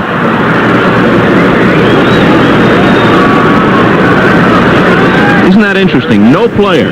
Think of all the great ones through the years. 60-plus years of the All-Star game. None of them ever had 3 extra base hits in a game. Piazza has a homer and a double. This is his third at-bat. In a way, it's hard to understand, Bob, but on the other side, you've got guys who only play maybe 3-4 innings, maybe don't get enough ABs to really take a whack at it, with the exception of maybe a catcher. You see the catchers, I think, probably more often than not, are the guys that hang around longer than another player, another position player.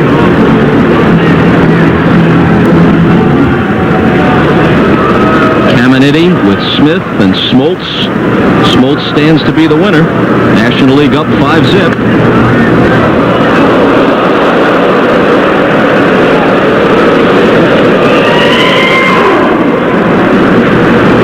The Padres started the year on fire. Then they hit an awful slump, and now they're inching back.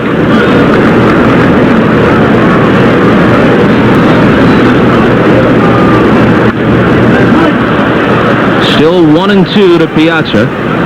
And let's look back at the ball Caminiti tag. Well, Ken Caminiti is very strong, and you can see here he gets the barrel out. I mean, he knows right away that ball is gone. It's an upper deck shot. And Piazza goes down swinging. First time he's been retired tonight. If you're Caminiti, you couldn't ask for the ball in a better spot. Exactly. Fastball, middle of the plate in, and he turned on it. And then Pavlik comes back to with a changeup to retire Piazza. Hey, wait a minute, Uke. They just brought the Philly pretzels into the booth.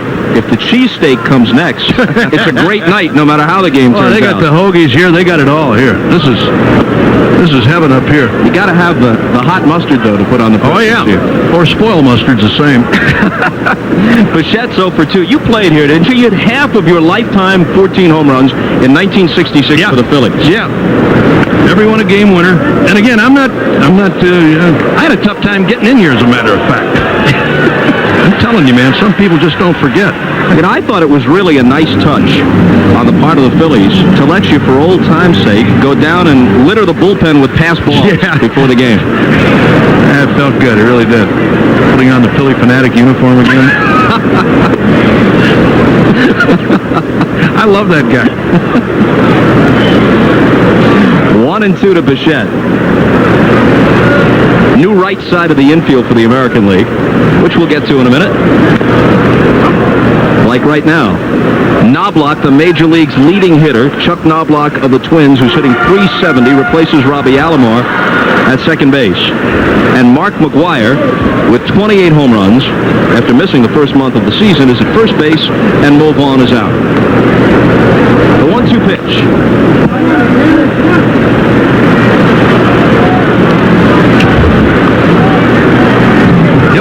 The only thing I was going to say, Bob, I never played in this ballpark. I was at Old Connie Mack Stadium. I know Joe played games at Old Connie Mack over on 22nd and Lehigh here in Philadelphia. A great old ballpark, Shibe Park, Connie Mack Stadium, and then later on they moved out here to Veterans Stadium.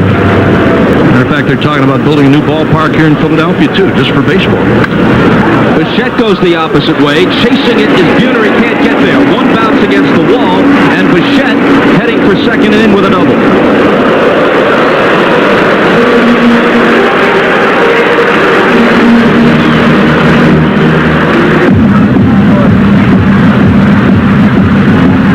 So after Bichette doubles, another Rocky, Ellis Burks, steps in. That's what I was talking about earlier in the telecast, Bob, about big guys that hit home runs and also hit for high averages. There's been those years, Joe, when you see a big guy, I mean a guy who's going to hit you deep, try to pull a ball like that. That's the difference in today's hitters, I think, the emphasis on the big guys also trying to hit the ball the opposite way, going to the gap the other way, going to the line the other way, or going deep for that matter. Well, you're right. That was a perfect pitch, low and away, and Bichette, instead of trying to pull it, just rifled it down the right field line. So wouldn't it aggravate you as a pitcher or a pitching coach? I mean, you keep making those kind of pitches, and that's what goes back to what we were talking about earlier, Joe, about coming inside, too, on guys that keep leaning out against you and hitting the ball that they shouldn't hit. Sooner or later, you got to come inside. I mean, some part of the plate's got to belong to you as a pitcher. We're in the bottom of the sixth. One out, one on, one home on a long homer by Caminiti. And the count 1-1 to Ellis Burks, who's batting .342. He has 22 home runs at the break. His career high for a season, 21. And he has also fared just as well away from Coors Field as he has at home. One of the few Rockies who could make that statement. Yes.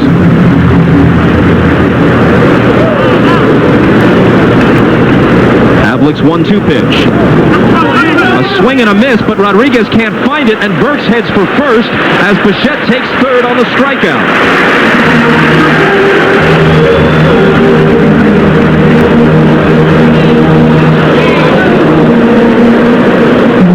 So a strikeout and wild pitch. The slider in the dirt. Burks swings at it. Rodriguez gets in front of it, but it hits off the end of his glove and bounces away. And by the time he retrieves it, no chance to get Burks.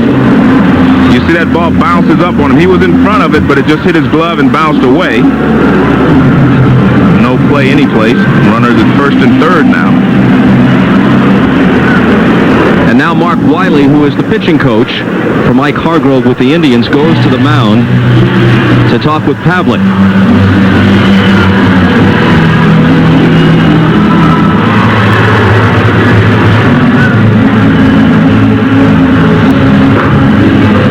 There's Troy Percival, one of of very few guys who doesn't just throw in the 90s, but on a good night and maybe with a generous radar gun will hit triple digits.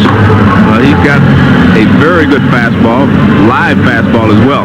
It's interesting when you watch Pavlik pitch, Bob, because he actually throws across his body. He does everything that they tell you not to do as a pitcher, but he becomes very deceptive to right-handed hitters because he steps and then throws across his body. It's hard for you to pick the ball up.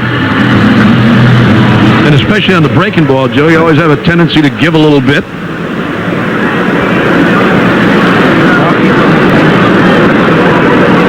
Biggio for his third at-bat, grounded out, struck out. First and third, one down. Infield looks for the double play. And it's hit toward the hole. Ripken to his right, gets the force on to first. No, Biggio beats it. And another run comes across. Well, it was a good attempt at a double play by Ripken and Knobloch. Ripken got the ball to him as quick as possible. Knobloch turned it quickly, but Biggio gets down the line well.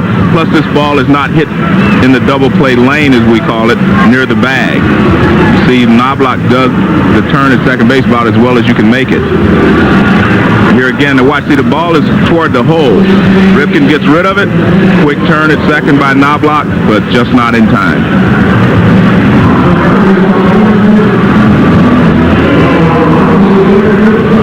And now Eric Young comes into the game to pinch run for Biggio at first, and he'll remain as the second baseman. Here's Bagwell, who struck out his first time. 2 more runs home in the 6th to make it 6-0. 6 runs, 10 hits, and an error for the National League. 0-4-0 for the American League.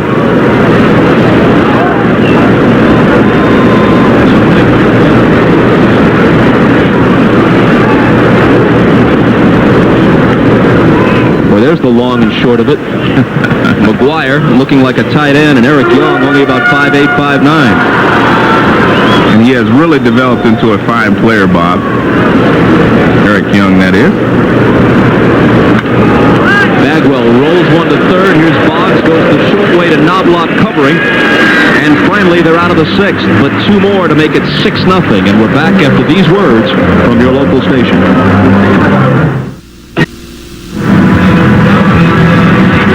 New pitcher for the National League, but Bobby Cox has a bit of a problem. Here he is talking about it in the dugout.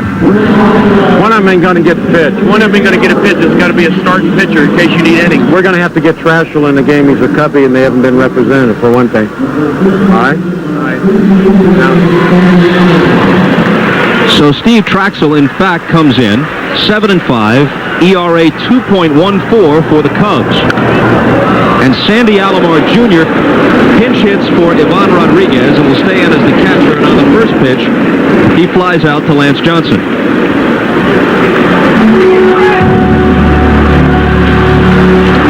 And as you all know, the Budweiser blimp has joined us tonight. Bud 1, illuminated from the inside, providing a view of the Vet from overhead in downtown Philadelphia.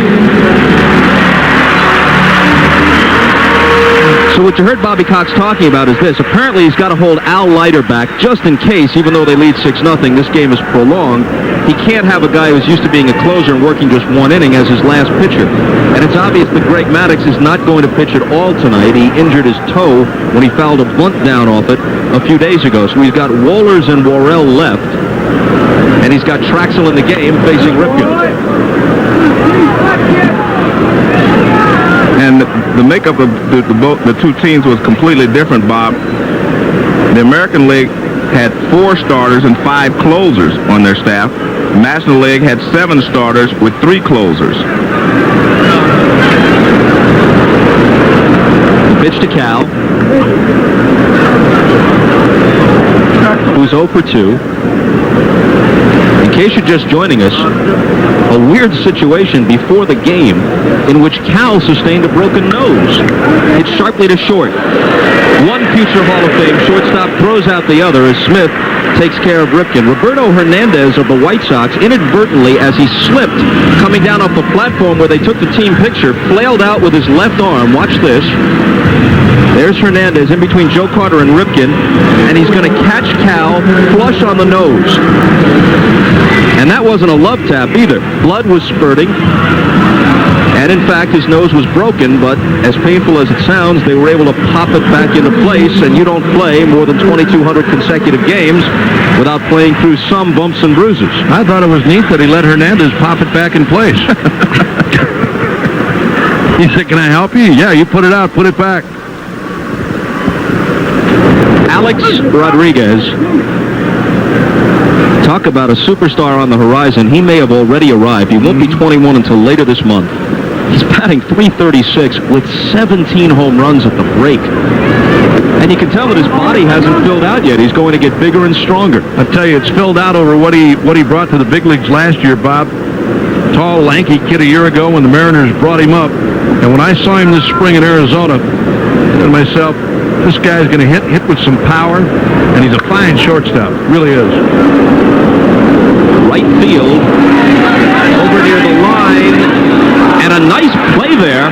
A very nice play by Gary Sheffield, the new right fielder, gauging how much room he had, and he made use of every last inch, and then, in a nice gesture, tosses the ball to a fan as an all-star souvenir. Stretch time in Philly, 6-0. The 1996 All-Star Game is brought to you by Nike, by Castrol GTX, the most protection against volatility burn-off, by AT&T, Centennial Games partner, and by Coors Light. Grab a silver bullet and tap the Rockies. Welcome back to Veterans Stadium. The National League leads 6-0 as we head to the bottom of the 7th inning. Right now I'm joined by Mike Piazza, who would be the MVP if the game was to end right now. And Mike, this has got to be just a dream come true for you. A home run, a double. You grew up down there. We talked to your dad in section 122. Yeah, it's I'm really walking on air right now to come back here and just participate is one thing, and to hit a home run is another. So can't really describe it. I'm very, very happy and just very honored. Mike Schmidt, your childhood hero, he threw the first pitch to you. Describe the emotion of that. You know, just like a dream. I mean, really, I can't describe. And then he wrote on the ball, he just wished me the best and thought I was, you know, he said, "You're the best," because I think you're the best on the ball. He wrote that there. And just to grow up and watch Mike Schmidt, a Hall of Fame third baseman, and emulate, you know, try to emulate him and become the major league player is just, I'm really emotional right now. I'm really kind of choked up. I don't know what to say. Drafted 1390. You ever dream you'd be in this position? Well, I dreamed it. I just wanted to, you know, be blessed and work hard, and God has blessed me, and I'm very, very thankful and just very, very honored. Mike, thanks for taking the time. Congratulations on a great game. Thank you. Bob? All right, Jim, changes everywhere. Lance Johnson slashes the first pitch from Troy Percival into center field for his third hit of the game, a double and a pair of singles. It's played back in by the new center fielder, Joe Carter, who normally does not play center, but in an all-star game you have to make do when you get into the late innings. So Carter is in between Bell and Buhner. Alex Rodriguez has replaced Ripken at short. Boggs remains. Knobloch and McGuire have been in for an inning. Brand new battery, Alomar and Percival, and a standing ovation for Ozzie Smith.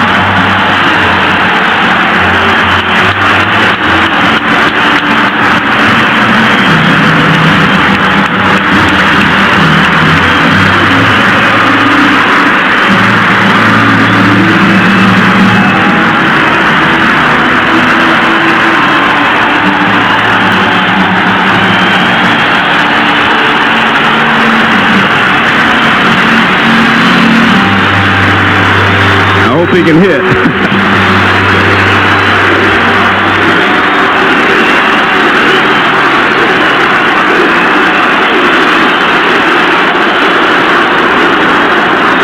Percival to Ozzie. From the depth of the appreciation and the chant of Ozzie, you'd think we were at Busch Stadium, not Veterans Stadium. This is the beauty of baseball, though. The fans appreciate what Ozzie Smith has done throughout his career. Big cut and a miss.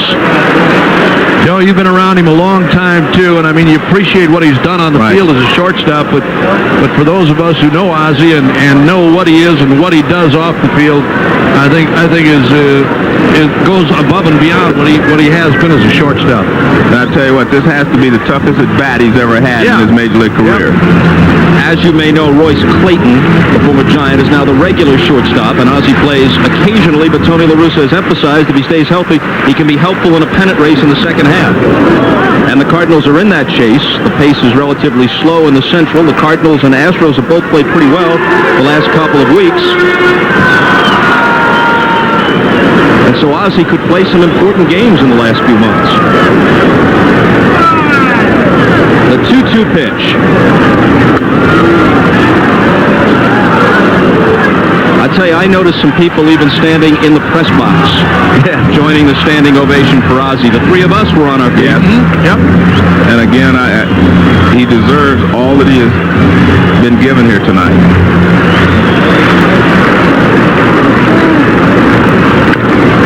And a chopper towards second. Knobloch looks at second, but goes to first to retire Ozzie, with Johnson moving up.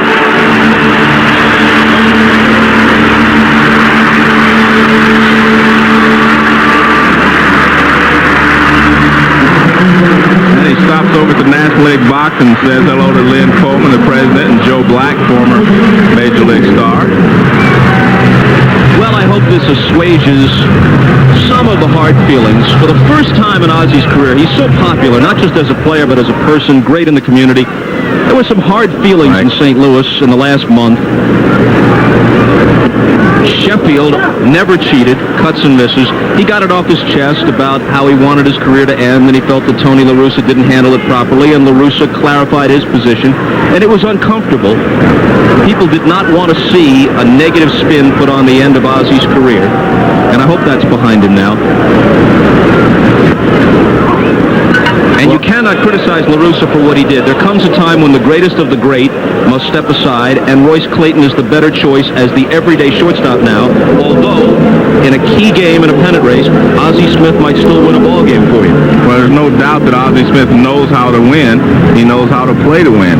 But I agree with you, there comes a time when all great players, their skills erode to the point where sometimes they're going to have to step aside. And I'm glad Ozzie has made a decision that he is going to step aside and let everyone know that. Sheffield with 25 homers. Percival's 1-1 pitch. Well, that's what Troy Percival does to you. He has a 90-plus mile-an-hour fastball, and then he'll throw you a changeup or a curveball, and you see Gary Sheffield way out in front of this pitch. If he gets the second pitch over, whatever it may be, the game is over.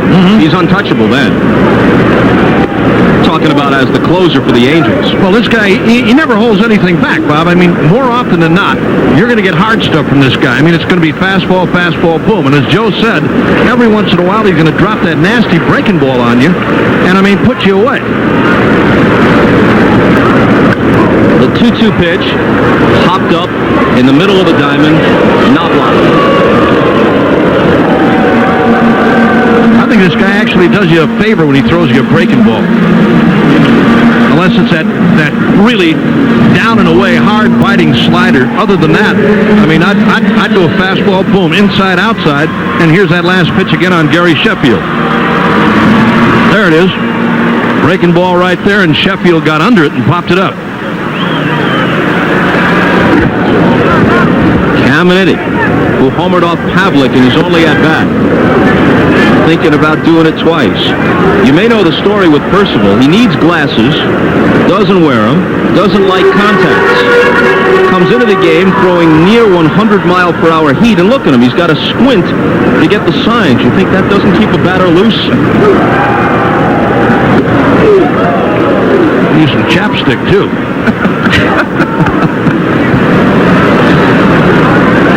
It's good that you provide cosmetic and... Well, why not? I mean, watch his tongue.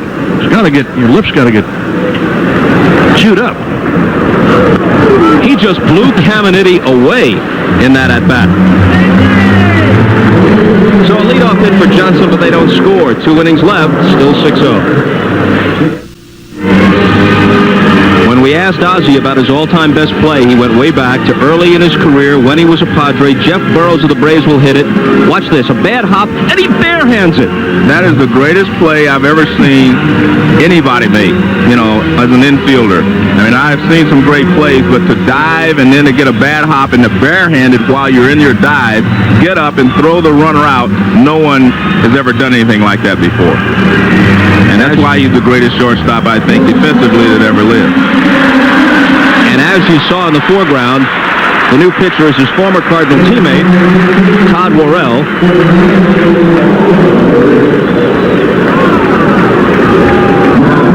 And Ozzie will play at least another half inning in the field. Here's Worrell, who was an all-star way back when with the Cardinals.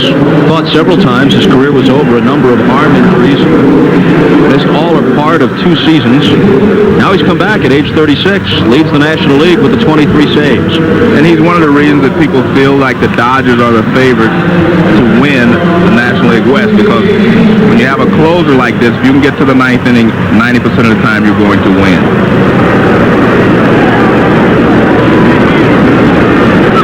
Buhner now on the first pitch, pops it toward Eric Young.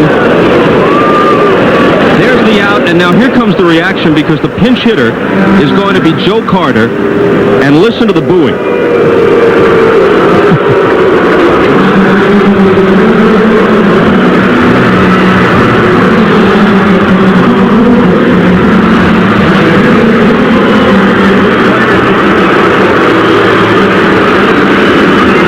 The reason for this, and Joe has smiled through it in the pregame introductions, yesterday in the workout, and now in his first at-bat of the game, is that the last time Philly fans paid any attention to Joe Carter, he was hitting the home run that ended the '93 World Series off Mitch Williams, and now he drives one deep enough but foul.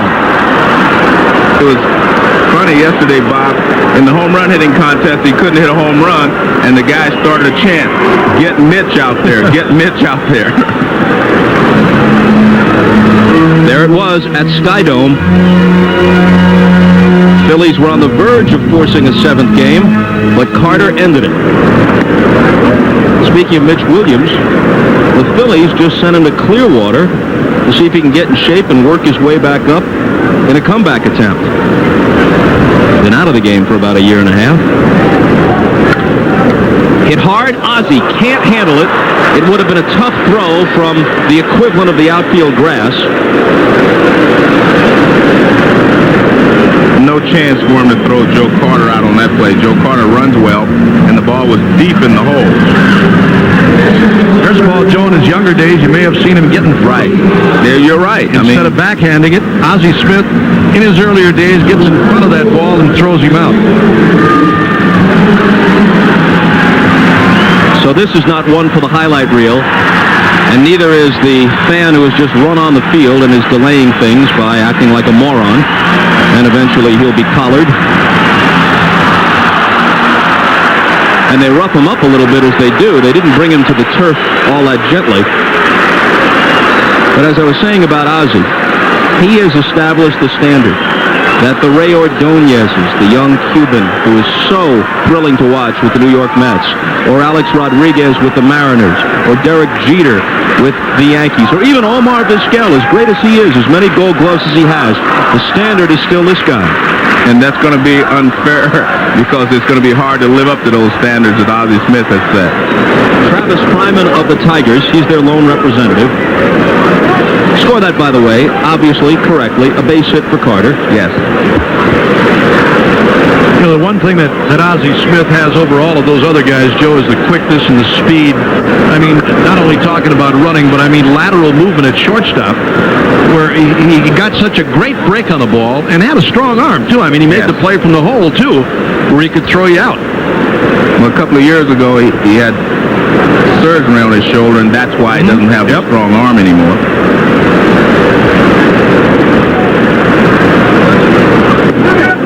Off the outside corner from Worrell, 1-2. 1 on, 1 out. Bobby Cox manages to get Mark Grudzielanek, the young Expo player, into the game, not at his usual position, shortstop, but at third in place of Caminiti, so Ozzie can play another inning. And Travis Fryman takes a seat as Worrell changed speeds on it.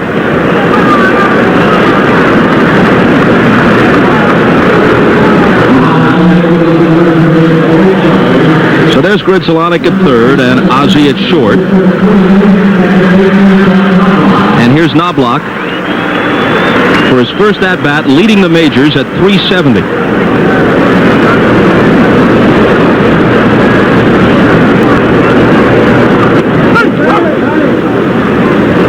And a game would not be official unless we told you this copyrighted telecast is presented by authority of the Office of the Commissioner of Baseball, may not be reproduced or retransmitted in any form without express written consent.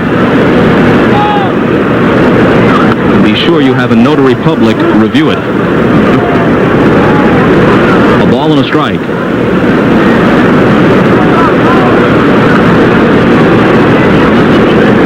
With Knobloch representing the Twins, the thoughts go out to Kirby Puckett. He's missed the whole season with glaucoma. Hit hard, base hit for him. Carter moves up to second.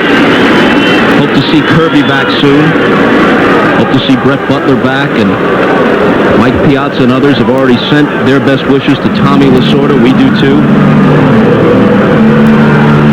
Had a chance to see Kirby Puckett not too long ago, Bob, as you take a look at this last base hit by Knobloch.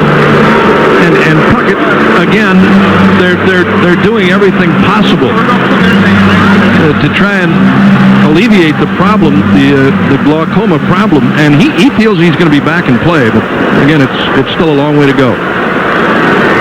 Mike Hargrove doesn't want his player, Albert Bell, to have his evening end with 3 straight strikeouts, so he's kept him in. This is his 4th at-bat. 2 on and 2 out. Roberto Clemente struck out 4 times in the 1967 game, which went 15 innings at Anaheim. It was also the game, Bob, where the sun was behind center field and they could not see the ball very well. 5 o'clock start? Yeah.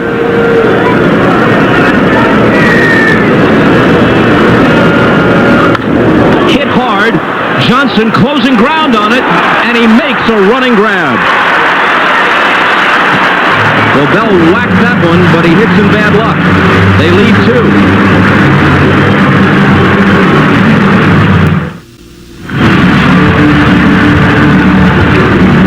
Well, the NBC Sports staff pretty much providing the entire guest list for the late night lineup. You're on with Leno, Marv's on with Conan. Are you on with Greg Kinnear on later? No, I'm hanging out with you tonight. Oh, well, there you go. Yeah, we had a good time. Ed Hall, who was the announcer for Jay Leno and the Tonight Show, and he was up here all day yesterday. Brought the crew up here. We had a good time. Here's Todd Hundley of the Mets. And Roberto Hernandez, who was almost the GOAT of the night before he ever got into the game when he inadvertently whacked Cal Ripken in the nose and broke his nose during the pregame picture-taking session. Roberto Hernandez now in. There's Cal out of the game, replaced by Alex Rodriguez at shortstop an inning ago.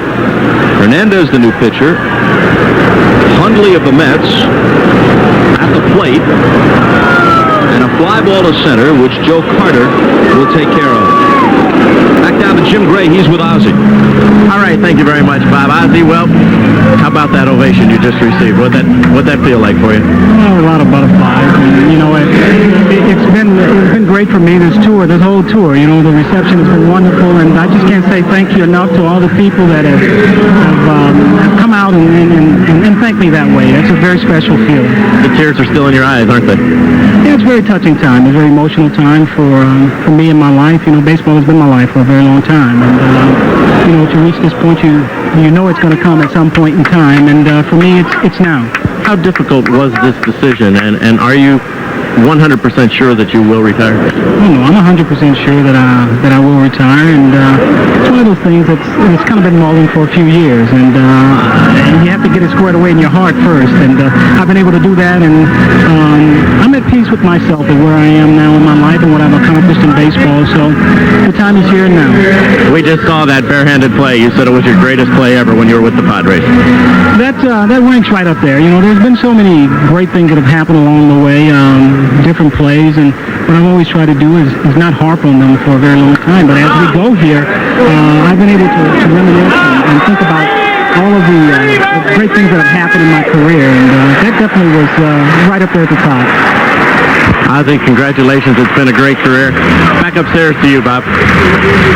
And as the folks saw, as we take one more look at Ozzie Smith, who obviously was moved, understandably so, by the reaction here tonight. And while Jim was talking to Ozzie, Ellis Burks with the triple to right center off Roberto Hernandez. Well, this is the most beautiful play in the game, in my opinion, because a lot of things happen when the ball gets away from the outfielder, and most of all, Burks was flying around the bases. You see, Buhner tried to knock it down. He could not make the play that we saw Albert Bell make earlier in the ballgame. And now Eric Young at the plate. According to my scorecard, Jason Kendall, the rookie catcher from the Pirates, is the only National League position player who hasn't played. Mark Wohlers hasn't come in. There we go. And Wilson and Vaughn haven't played for the American League. McGuire to Hernandez covering. We've gone through 8 as Young is retired. Last licks for the American League. Ozzie grabs the leather. We grab a commercial.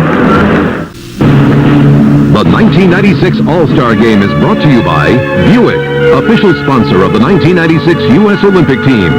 By Priority Mail from the U.S. Postal Service. By Tylenol, the pain reliever hospitals use most. And by Gatorade Thirst Quencher. Get out and exercise your rights. Life is a sport. Drink it up.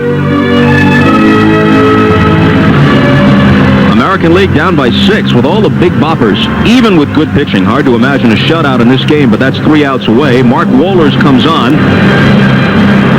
So the only people not used among those available to Bobby Cox, Al Leiter, the left-handed pitcher from the Marlins, and his own Greg Maddux, who he really didn't want to use because he has an injured toe. Mark McGuire to the plate. Opposite way and foul. Greg Vaughn of the Brewers, Dan Wilson of the Mariners haven't played yet for the American League.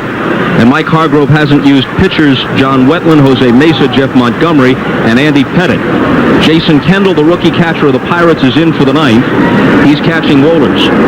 So Cox used all of his position players. And here we have Mark McGuire, who so far this year is hitting 1 home run every 7.5 times at bat. Nobody, including Ruth, has ever homered at that clip in the history of baseball if he can sustain it for the full year.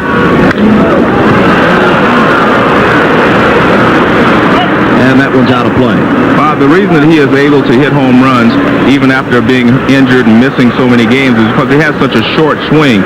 When you have a short swing, it does not take you long to get back in the groove. And that's why he's able to sustain the home run ratio that he has so far this season. Along with being 6'5" and having 20-pound arms.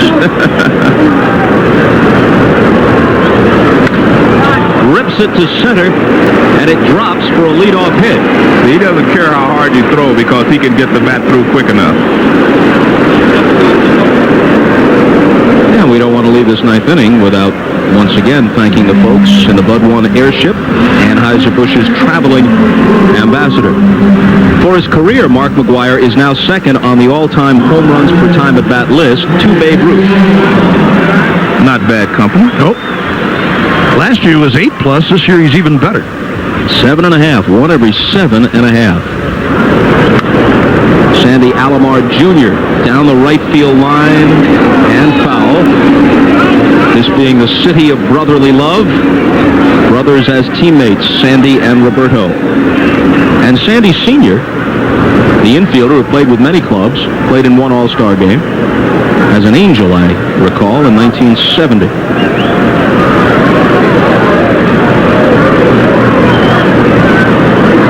Sandy Jr.'s 0 for 1 since replacing Ivan Rodriguez. Before this ball game ends, you sit in a booth and broadcast an All-Star game this year. You'd be remiss not to mention Mel Allen, who called 15 All-Star games and countless World Series and so many great events, and was more than just a great announcer. He had one of those voices that just becomes the soundtrack of your summer, like Vin Scully or Ernie Harwell or Jack Buck or the other great announcers. And they're a dwindling breed. His voice made you feel that warmth and affection for the game. Mel passed away a few weeks ago. One of the true greats.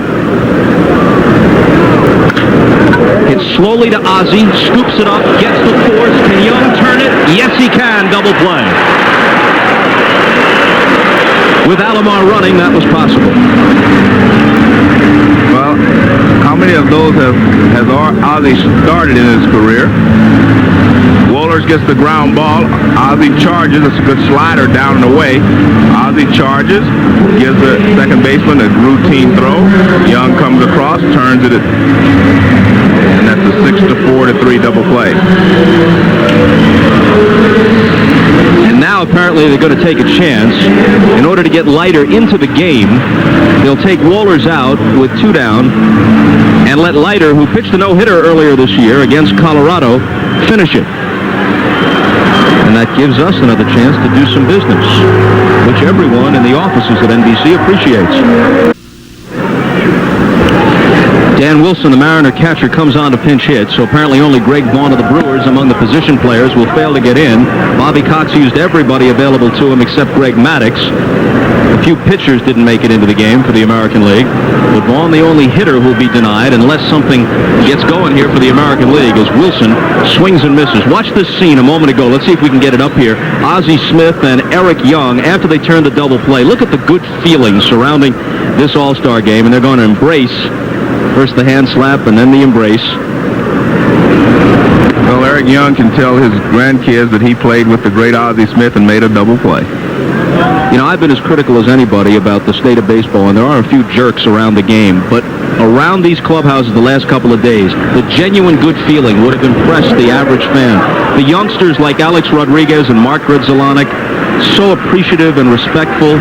The guys in the last go-round like Ozzie or Joe Carter might not be the last, but near the end, their attitude, they haven't been jaded or cynical. I think they understand, most of them do, that there is a bridge to be crossed again between this game and the people who used to love it and want to love it again. Well, I think it's about time they realize it too, Bob. I mean, this has gone on long enough. And you know, the good feelings are both ways. I mean, National League guys grabbing American League guys during that home run contest, batting practice yesterday. It was fun for everybody. I mean, for the younger players to meet the American League stars and vice versa. It was a good day yesterday. It really was. And today. Leiter a strike away from finishing it. Thanks to Elliot Kalb and Jeff Sleet in the booth and Steve Horn for his assistance from afar. And the fastball is inside. 2-2. Guys in the truck, John Gonzalez, our producer, Andy Rosenberg, our director. They'll be heading to Atlanta with us after the game. Guys in the vans that brought us over here? Absolutely. Not only the trucks. Room service vans guys too. at the hotel.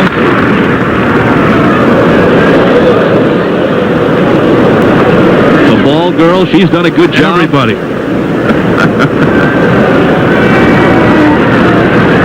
All our people up here. 2 out, nobody on in the ninth, the 2-2 pitch. And Wilson hangs in. Wilson's always been a good receiver, this year up to 308 with 12 homers at the break.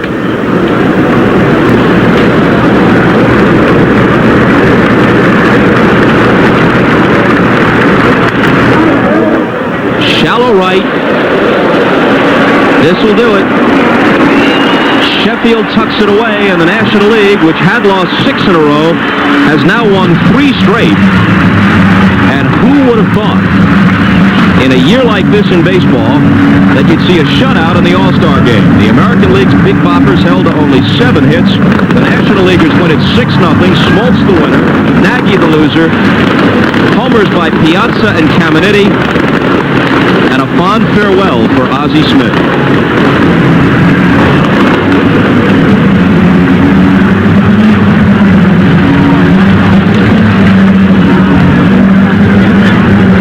The MVP presentation when we come back to Philadelphia right after this.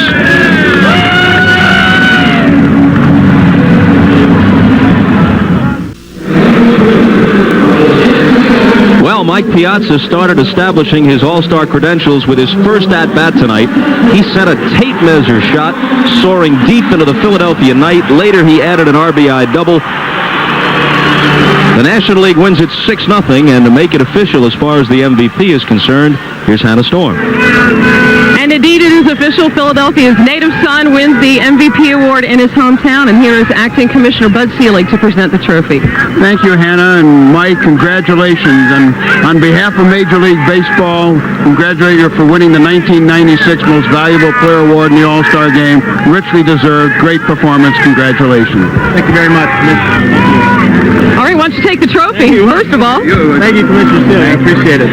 Mike, you told us before the game that dreams come true, but could you ever have dreamed of this type of scenario, winning the MVP here in Philly? I really can. I mean, I'm trying to keep myself calmed down, but I'm very, very happy and just very excited. It's a tremendous honor growing up in this ballpark, and just to participate here is one thing, and then to do pretty well is another thing. And you just came up right away in that huge shot off Nagy. Were you thinking home run when you came up, or just that you wanted to do something special for the fans here? Well, not really. When you think home run, you get into trouble. So, I mean, I was just looking for a pitch to drive, and fortunately for me, I got a pitch, and I didn't try to do too much with it. Just put a good swing on it, and obviously, so it's always not that easy. We know that, but it felt good tonight just to put a nice swing on the ball. We talked to your father tonight. He could hardly describe what it meant for him to have you here, to have the success that you've had. He's the one person who's always believed in you. Oh, absolutely. My father is just, if it wasn't for him, I wouldn't be here today. He's just been obviously a big part of my life and inspiring me never to give up, believing in myself, just the way my career has gone. And he said, hey, just look for an opportunity. When you get it, work hard, and Lord willing, and I've been blessed. And so, I mean, again, I'm very, very grateful and very, very honored. And now you are the inspiration for all those young boys sitting in the stands here at the Vet as you did 20 years ago. Congratulations. Thank you very much, Ed. Appreciate it. Let's send it back up to Bob Costas. Thank you, Hannah, and congratulations to Mike Piazza. And despite all the achievements of the All-Stars tonight, it was a guy who really didn't do all that much on the field that might leave the greatest lingering impression, kind of a Lifetime Achievement Award for Ozzie Smith tonight, and a great reception for him at the Vet. The final score, National League 6, American League nothing. Most of these NBC stations will bring you The Tonight Show shortly with Jay Leno. Jay's guests will be Denzel Washington, Robert Klein, and Mr. Baseball, Bob Uecker. That's following your local news. Great to be around baseball these last couple of days. For Joe and Bob, Hannah and Jim, I'm Bob Costas. Good night from Philadelphia. The NFL, the NBA, Major League Baseball, the PGA Tour, Notre Dame football, the USGA Championships, Wimbledon, the Ryder Cup, the French Open, and the Olympic Games in Atlanta, all on America's sports leader, NBC.